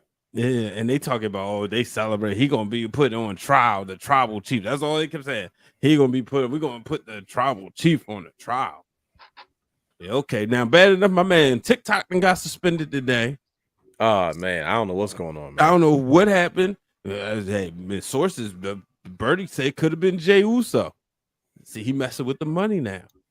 Now he was eating good steaks. But he ain't gonna be eating steaks because what did Paul Heyman say? Do you want that man eating at your table with your sons, the head of your son's table? Yeah, you yeah. Yeah, and that listen, Roman got fired. I pay attention to his face, the psychology of it. Roman got pretty fired up when Heyman said that to him, man. And we could sit here for another hour and a half talking about this whole storyline between Jey Uso, how this got started, and where it ends now. But we're gonna, as we wrap this up, we're gonna spend this last because we're gonna have that conversation because honestly, I don't think this is far from over, and we're gonna have this conversation. You know what I mean? But tonight, as we kind of combine this, we're kind of on this road to SummerSlam. The $1 million question that I have for you, good brothers, and brother Hugh, I want your 2 cents on this because usually you're pretty astute when it comes to these predictions. What now? Oh my gosh, I knew it was that question, bro. I had no idea. Because it's like Brian H said though. We went through all that for 3 years, right? Just for a pinfall, and it's like, well, shoot, Roman's still the top dog. Well, shoot, Roman still got Solo. Well, shoot, Roman's still the undisputed Universal Champion. It's like, oh dang, where do we go now? Like what are we supposed? Because it's like when you watch that. It's like watching Stranger Things. I don't know if you guys are familiar with Stranger Things, right? Yes.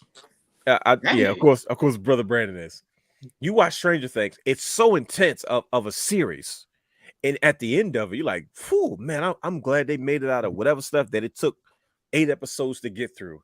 And then you go realize, oh shoot, this is only season 1. And then they remind you why they're going to come back for season 2. And they remind you why they're going to come back for season 3. And you're exhausted getting through these seasons just for this one point at the end to say, oh, man, we finally got peace. It took all this to get to this point. And then you realize it's still not over. Season 5. I don't know what's going to happen, man. I have no idea what's going to happen now. I think I'm just sitting back and enjoying it now. But, hey, man, eventually I think it's going to end up being Jey Uso versus Roman, of course, head of the table. That's it. It's on the line. It's on the line. You have to do it. That's an interesting take. And I'm gonna see what everybody else says first before I address that. But that's I do have something to say in regards to that too. In regards to what you it's so many ways. It's so many ways you can go though. You can Bro, go with I two know, yo. bloodlines. It's like if you still don't know what's going on with Solo. Like Jimmy, he's gonna fall in line either way. He played his position, but Jay is the top dog right now, and they need to run with it. They need to run with it again. Run it back, like they said. You ever watch the Temptations movie? Absolutely. And you know the part, of course, in the story of the Temptations, where they talk about there was two groups run around. There was that claimed title of Temptations, so they were all both going on tour, both singing the same songs. Yep. And it's like, man, that's very. And trust me, there's plenty of people in the Fatu on the Y family. What? Right. Where you can fill up those rosters. But brother Brandon, where do we go from here, brother? What now? See, like I told you, I'm telling you. So, because this Triple H dust is killing me because we saw. I think this Friday is when we get the other family members that we've been dying for to see because it's the trial of the tribal chief. But I think it's going to be one or two things happen, and I'm just saying it's got to be a reason Triple H is bringing back Payback because that's where the head of the table began. It's got to where it's at. SummerSlam is going to get us to Payback, Pittsburgh. and that's so. It's so many factors about Payback that I can't take the feeling it's going to wind up being a triple threat match like it was in Payback the first time. And it's going to be a triple threat match between Roman and the Usos because he's going to pin them up against each other in some kind of way that is going to wind up being because Jimmy and Jay both said their dream is to have a WrestleMania match against each other. Absolutely. Mm-hmm. So why not have Roman chilling? The match starts and then he comes out like he did at Payback. You know what I mean? Like I want to see not necessarily the Usos, but this next chapter can go. Jimmy say, "I proved my point. You still the tribal chief. We either gonna be family or not." You know, that could be that or too. he gonna say, "The crowd don't want you as tribal chief. So what? You got the titles. I pinned you." Mm-hmm. But it's so many different ways that we can go. How do we know this trial is not gonna come out with the match at SummerSlam? Is not only for the titles, it's for everything. And then Jay calls Jimmy, and then Jimmy calls Jay. I mean, I'm sorry, I said it back. I know what you meant though, but I was agreeing with you. That's exactly. Because it's like Payback. I'm looking past SummerSlam right now because there's got to be a reason we got Payback. Because that's where the tribal chief began. The head of the table started there, and for Jimmy to be able to do with Daniel Bryan, Edge, Brock Lesnar, Drew, Big E, Kofi, Sammy, Kevin, he did what all of these superstars couldn't. Granted, it was in a tag match, but he still pinned him. Yes, it was a tag match, but how many tag matches has Roman been in? And he still hasn't got pinned. The other person always got pinned. It is, I think that it leads to the SummerSlam match, so that's to run it back. But I just keep looking to, I want to know what's going to happen at Payback because it's got to be, I just keep going focusing on Payback. You notice there's nobody on the cover. It just says Payback. It's like, I feel like if they give away who's on the cover, it's going to, wouldn't it be awesome if both Jimmy and Jay was the front runners for Payback, them just back to back or just showing their Samoan tattoo, and you're like, oh, that's Jimmy and Jay. I think you know what I mean. Like, off though. I think that creates. I think that's where it starts. Jimmy and Jay. Like eventually, I think the family gonna come back together, right? Oh yeah, because they need to be together by Mania. Because but remember, Jay said some stuff to Jimmy. He definitely did. Yeah. He said some stuff, and they never addressed that. See, there they go again. But he said but he sided with him. But still, it don't matter. He still hit he said it. It came out of his mouth. You know. Right, but But so let me ask you this question: what if this was all part of the plan to get the GOAT Roman in to give him a false sense? Because look what Solo did. These my brothers, and then he still Samoan spiked him. I'm still confused to this day. I don't know what happened. I'm waiting for Rikishi to come out. He's got to be involved. He's got to get involved somehow. Yeah. At this point, he has because this trial. Who's going to be the judge and jury of this court? Because remember, last time they changed it. You said who? I was making a joke. I said Carlito because Carlito makes his return. And guess who else is making another return this week? Who? my God. Who makes the returns all the time? Don't say Edge. Edge. Yep. On this day. So he can yell, "Give it to me," and run back and forth. Right. Hey man, that's what the fans pay to see. I'm telling you, I'm looking. SummerSlam is going to be great. I'm telling you, we got to mark this down because when they reveal the poster for Payback, it's going to be something crazy. Bro, they've been hitting. Like, I've been watching wrestling long enough. Even when it was just 4 or 5, every pay-per-view ain't hit like the way. Definitely is different now, man. Like I'm having a lot of fun. You know what I mean? Look what nephew wants. He says he wants this. Hey, listen, like, can I ask you a question? Do y'all think The Rock will show up right now? No, we don't need him.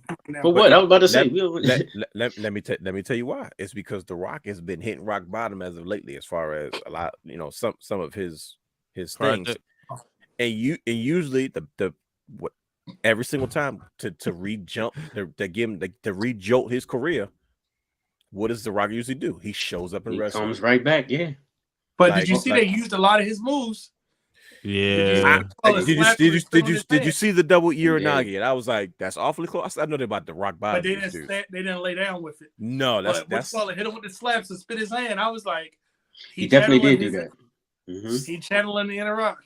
I mean, that's that Triple H stuff where he's got us thinking twice and second guessing certain stuff. And it's like, man, I don't know. Because here's my conflict. This is what I was talking about when it came to Brother Hugh. I still think it's like, how do you don't want to derail the momentum of the Usos, right? Because it's a monumental feat, but it makes sense is because it's been such a touchy family affair. You know what I mean? So like, Roman losing to his cousin, it's not like it's anybody. Him being pinned by, and also he's once again he's doing the favors. He's putting his family over. But at the same time, though, he's still Roman Reigns. He's still the tribal chief. How does he maintain control without it looking like he's losing control? Now, on one end, I'm saying to myself, well, maybe we see the second half of this story, Roman literally losing his control. When we watch these type of stories of dictators and empires being built, it always starts with this climb, right? This momentum climb.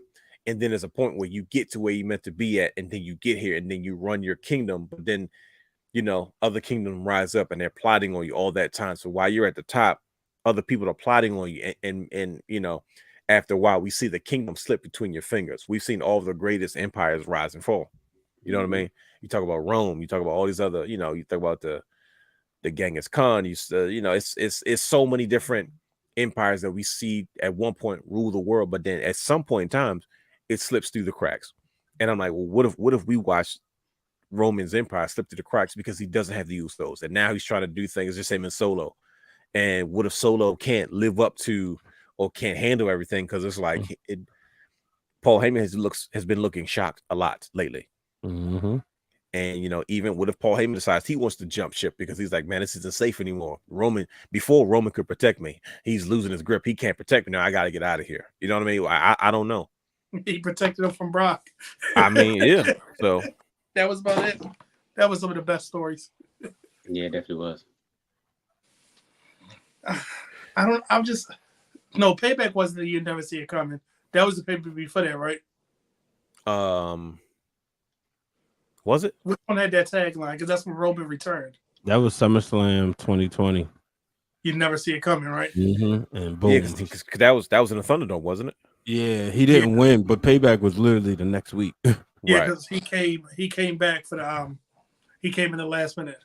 Okay, I'm telling you, I'm just Dwayne, to your point, if The Rock comes back, is he at the trial or is he the challenger? Well, see, that's the whole point. We don't know. I'm still in my mind convinced that Cody Rhodes is going to beat Roman Reigns for that title. Yes, but I'm almost convinced it's almost going to be a secondary story. So think about it. What we usually get is Cody calls out Roman. Roman calls out Cody. They fight and they beef until somebody loses the title.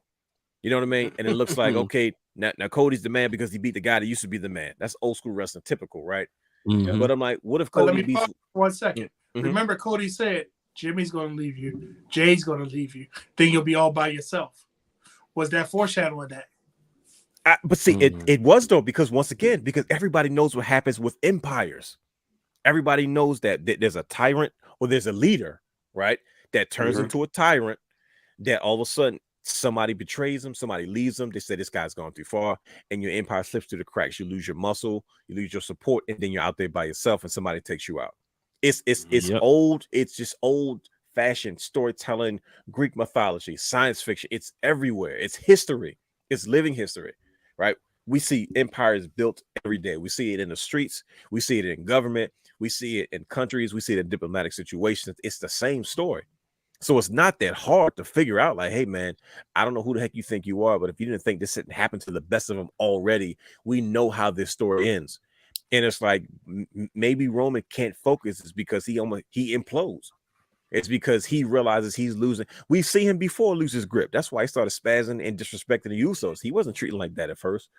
But the more and more he came to, what do I always say about Roman? He was supposed to lose that title a lot of times. And almost losing has had this man paranoid, has had him looking at the Usos like, man, y'all not doing your jobs. And when they lost those tag titles, he's like, well, these are the guys that I need in my space. And if they're losing, what does that mean for me?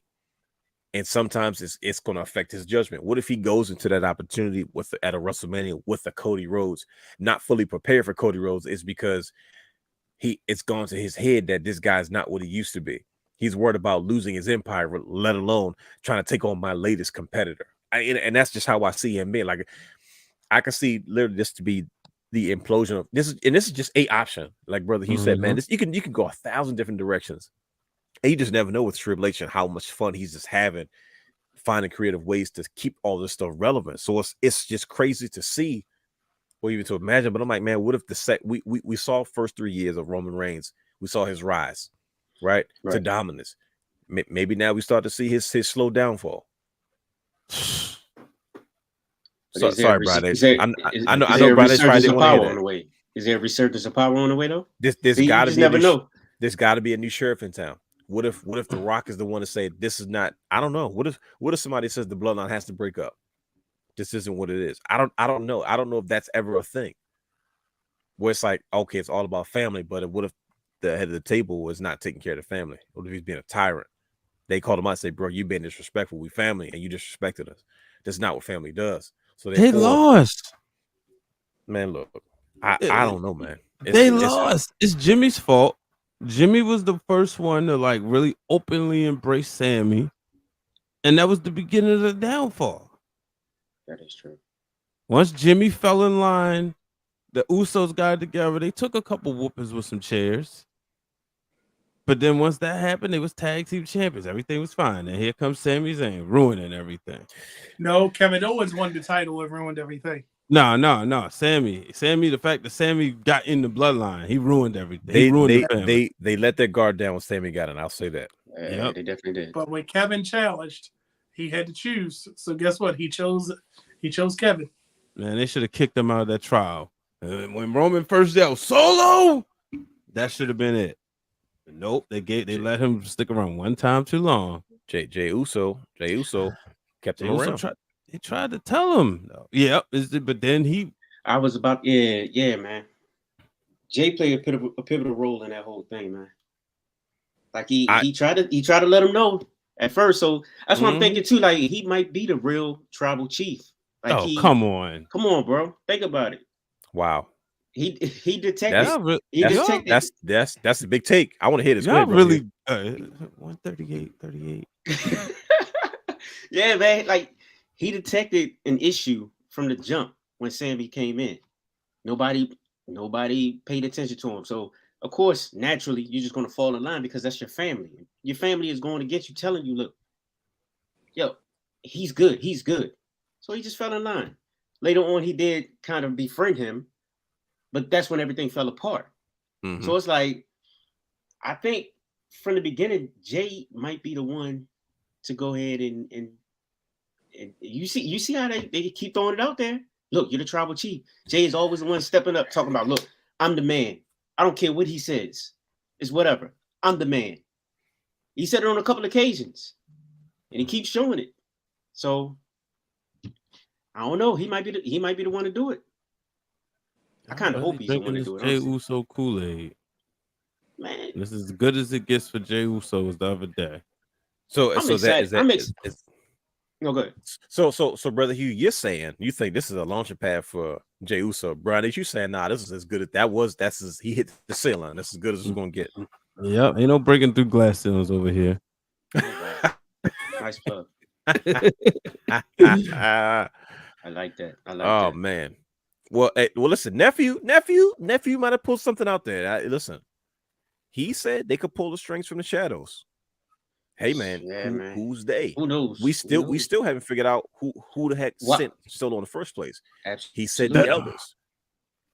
Now the elders crowned Roman Reigns as the tribal chief, they sent Solo. So Solo wasn't Solo. Remember, Solo made it very clear he wanted nothing to do with his brothers. He said, "I'm here to make a name for myself." When they asked him early on when he was in NXT, he made it very clear they doing their thing, I'm doing my thing. And then maybe 2 weeks later after that, a month later, he was with the Bloodline. I was sent by the elders. He was the street champ. He was the street champ. Oh, this is crazy, man. He was the street champ. All we know is Alpha and Sika as of right now. I don't know, but man, others. But see, think about it, it's got to be because first of all, like there's what we know. What if it's the Rock? Ooh, that would be perfect. Ooh. What if she was the elder that sent Solo? That would actually be. That's because wouldn't she be the oldest out of the family besides the Wild Samoans? Because she is the High Chief's daughter. Oh, right. My God. So she would technically be. Okay, sorry. No, you're not sorry. You're not sorry. You're not. I'm again. Yeah, he did, and that's exactly what he did. He did it again. Because she does come to shows a lot, right? Every WrestleMania, she there. She does. And if she shows up, that could always be the doorway full with the ways at the Rock. I'm just like, she is. Oh my gosh! Think about it. Roman could invoke some type of right. And then a family member come out and say, no, my son has the right because I'm the direct daughter of the High Chief. So my son, you're the tribal chief unless my son allows you to be high. You never know. The Rock may come out and do something with his mama. I don't know. Even if her name is mentioned, you know what I mean? Oh, dang. It's too much. It's too much. We sat there and we did a whole Roddy Piper. Like, and you don't know how Triple H relationship the questions. Triple H might have a good relationship with. Never mind. I don't know. Listen to me. She doesn't have the show. All he has to do is mention her name.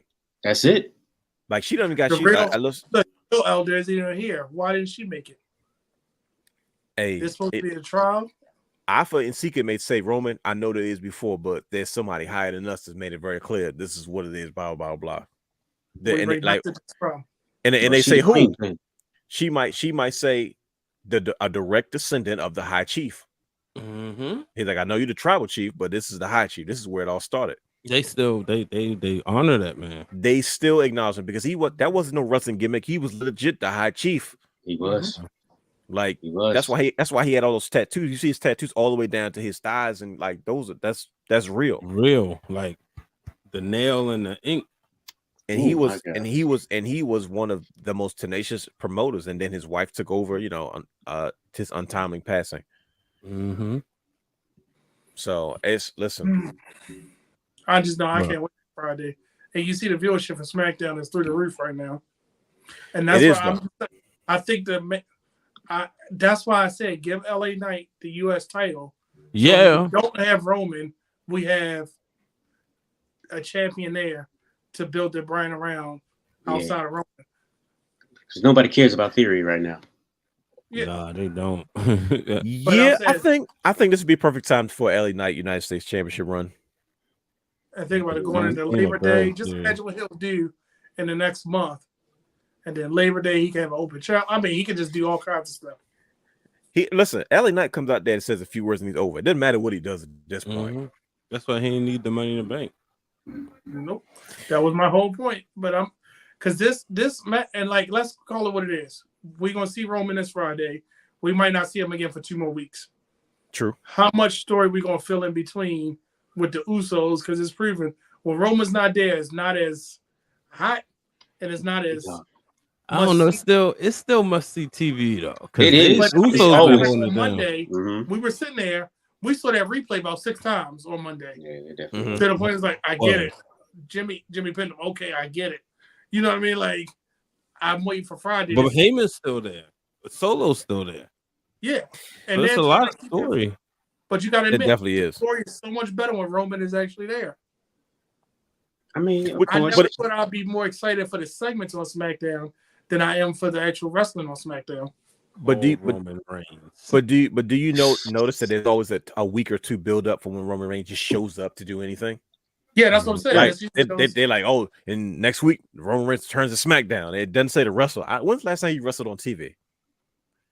Okay. You hitting Hulk Hogan levels when you don't got to wrestle. You just he showed showed on up. TV. Remember for that Raw, and Brock Lesnar beat up what you call it? He just left out the ring. And he's walked out the ring. He beat up Cody, didn't he? Yeah. Yeah. Mhm. Bro, I don't remember last time. Can we talk about how good Seth Rollins is? Because soon as Cody took his jacket off, Seth was like this. Yep, I'm gonna go this way. He just And then he just left extra stage left and then scooted and found his way back in the ring. I thought he was gonna leave and go to commercial. He was break. at He got back in the ring. Like This has nothing to do with me. yep, I'm gonna take a step right on over here. Yeah, it was the Seth Rollins is such a character. This man had a sheer turtleneck on. He's man, He's that different, was He's bedazzled at that Right, he's different. That's my man, though. with heels. He had on like he did have heels. That man had on heels. With he glitter does on that it. stuff on purpose, man. Like Well, absolutely. that's stuff Rollins just- for you, man. He just goes in and say, "What you got for me this week?" No, more outrageous. Give me something else. No, exactly. No more. Well, Yeah, shout out to his designer. I forgot your Yes. name that fast, but yeah.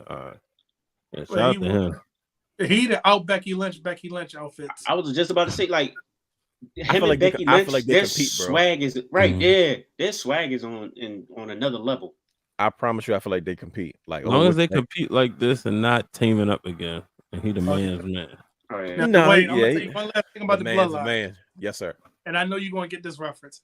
I Mhm. feel like we were in the blackest night, and now we're transitioning to the brightest day. See, they talking about some Good night. other stuff. I I'm don't know done. What they talking about? Okay. I see. You y'all like that tomorrow. reference, Peace out. don't you? You like that reference, don't you?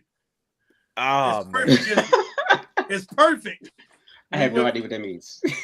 I'll send you something to watch, brother. You'll Don't do that. understand. Don't do that. Don't, See, don't that do because that. bro, you're gonna be right down another rabbit hole. No. Ah man. That was some of the best reading. Remember reading Blackest Night? You're like, oh, where's the next one? Where's the next one? Where's the tie-in? I need all of this. And then it was And like, that's exactly what you're looking for. That freaking tie-in. yep. And we're Oh about to man. transition to brightest day. I feel like it's about to be. I'm telling you, I got a feeling too, but man, man, fellas, we've done it again. We literally review these things to exhaustion. Like we mentally have fatigue after this, and it's like, man, it's after a while you're like, bro, what do I do with all this information? It's hard to really digest, man. But that's once again, that's what makes what we do special. That's what we do. What's what we do makes fun is we make these conversations very, very thought provoking. You know what I mean? And that's the most important part of it. But overall, we can definitely agree that Money in the Bank was a great pay-per-view. We had a lot of fun. The following Monday on Raw was a lot of fun. You know, you guys were there in person, include my championship belt, even though I wasn't there. But we want to thank everybody for joining us. Follow us on all social media platforms at Wrestling Realm. Subscribe to our Patreon, Twitch, YouTube at The Wrestling Realm. Gentlemen, I have a sort of a surprise. Now, you have an option. I can do this on the air or I can do this off the air. On the air. We here. On the air? Okay. On the air. It's ironic that you, brother Brandon, volunteered to do this so quickly on the air. So like I said, a couple weeks ago, we've been trying to figure some things out. And brother Brandon, you asked me to do something. I put together a treatment for you to take a look at. And we're doing this live on the air. there's a lot of branding and rebranding going on right now. But since the host of the show and the executive producer of the show is here, I want to present you guys what I came up with for championship culture. Now, I know this is kind of a merger of the concepts that we talked about, right? This is Right. I know we Brandon, but you had sent me something a long time ago, but then you and I had got, we were going back and forth about some things you were talking about. And I said, let me send this to the guys. And I was like, no, I'm gonna wait. I said, 'cause I'm gonna either show them this on the air or off the air, so they can take a look at this. It's something you can look at. Nothing's official as of right now, but this is what I came up with as far as some branding. As you can see, it's you got two different versions of the logo. You have one of the full bar that goes around the word championship culture, but then you have one that's kind of a no bar, hanging bar. You can switch the colors, or we have it. This is a flat lay, so you're seeing everything in black and white. Everything standalone. We can do everything in. These are all technically black fonts, so you can do this in white. You can make it transparent. We can do something around it. But there's one of the main logos, the secondary logo, and the rest of all three more secondary logos. But this is something I want to present to you, brother. I know you guys asked about this for a while to try to give it a look, and I want to keep it as simple as possible because I know about merchandise and easy branding and easy chances to maneuver and stuff like that. But I just want to present this to you guys and get your 2 cents. I know Brother Hugh's been asking about it. Like I said, Hey, thank you, Brother Realness. for Yes, those sir. for those who don't know, Brother Hugh is the executive producer, one of the executive producers on the show, along with Brother Brandon for Championship Culture. I said, I said I could have said this earlier. I said, no, I'm gonna catch these guys so they can see this in 1080p, 1280 by 720. So I purposely didn't say anything about it. I was like, I'm just gonna wait till they're not paying attention. And bam, It's clean. I like them. I like it. Brother Brandon, your 2 cents, sir. What are you thinking? We're having this meeting live in front of everybody. The show's still live. We haven't gone home yet. We haven't figured it out. This reminds me of that time Dwayne brought the catalog out. Okay. Just leave it there. It's time for us to transition. That's all I'm gonna say. It's time to transition to a realm after the dark. we gotta cut the studio lights. Let it go black for the audience. But Okay. So I'm gonna. I like every single one of them. I feel like the belts are something I need to get made now all of a sudden. Absolutely. So thanks for putting that in my brain. I appreciate that. That's really what Brandon was doing all this time when he took a brief pause. He was like, okay, That's cool. exactly How do I put these together? Then the bottom. So I gave you an idea. So because I'm a superhero, comic book nerd. So that bottom right looks like an emblem for a superhero. It is. It's just hitting a little different. Then on the belt, oh man, I can imagine. Oh, but then it looks like a shield for the culture. Oh, but then it looks like it's busting. Oh man, oh no, it's too many. Oh, bro, like I said, they're all one and the same. Like I said, they all represent each other. You can use every logo in different situations. You know what I mean? That's why I said there's the main one and there's the secondary logos. You know what I mean? So if you notice, all three of the logos are in the main logo at some point, but then there are pieces of the main logo that are broken up and you use separate logos for different things. Mind you, I'm thinking about marketing, I'm thinking about merchandise, I'm thinking about logos for your for your show branding, so on and so forth, your advertising, all kind of stuff. So I didn't want to just give you one. I try to give you options so that way in different situations you see the C's, you see the belts, you see the you see the shield, you kind of know what you're dealing with. So I was about to say I'm loving the side plates, man. Yeah, I threw that in there. I figured that'd be a thing. You know what I mean? If you want to outline them in something different color, we can work all that stuff out. Just we'll, like I said, all the stuff can be logistically figured out. But there you have it. I don't care what nobody say. This is the best set of people on this show right now. This is the best set. That's all I'm gonna say about that. I'm gonna leave it at that because we've been burning the midnight oil. But this is the best set. Wow, these brothers don't miss. They don't. They don't. Ladies and gentlemen, it sounds like to me, Brother Brandon's a little choked up. This is amazing group, but we want to appreciate you all. Sorry for those who are listening that you didn't see what happened, but if you want to see it, go to YouTube.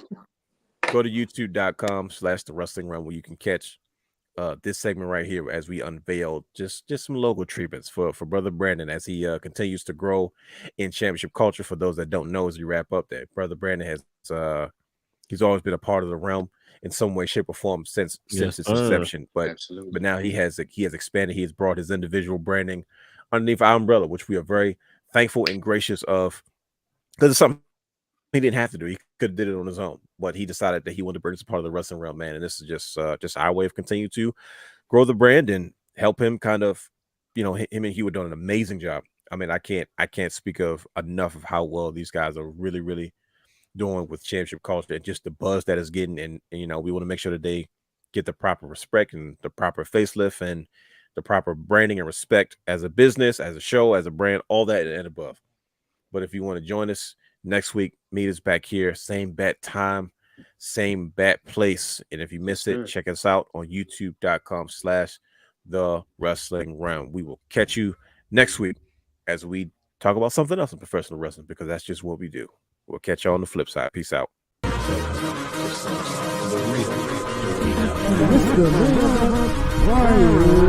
Water.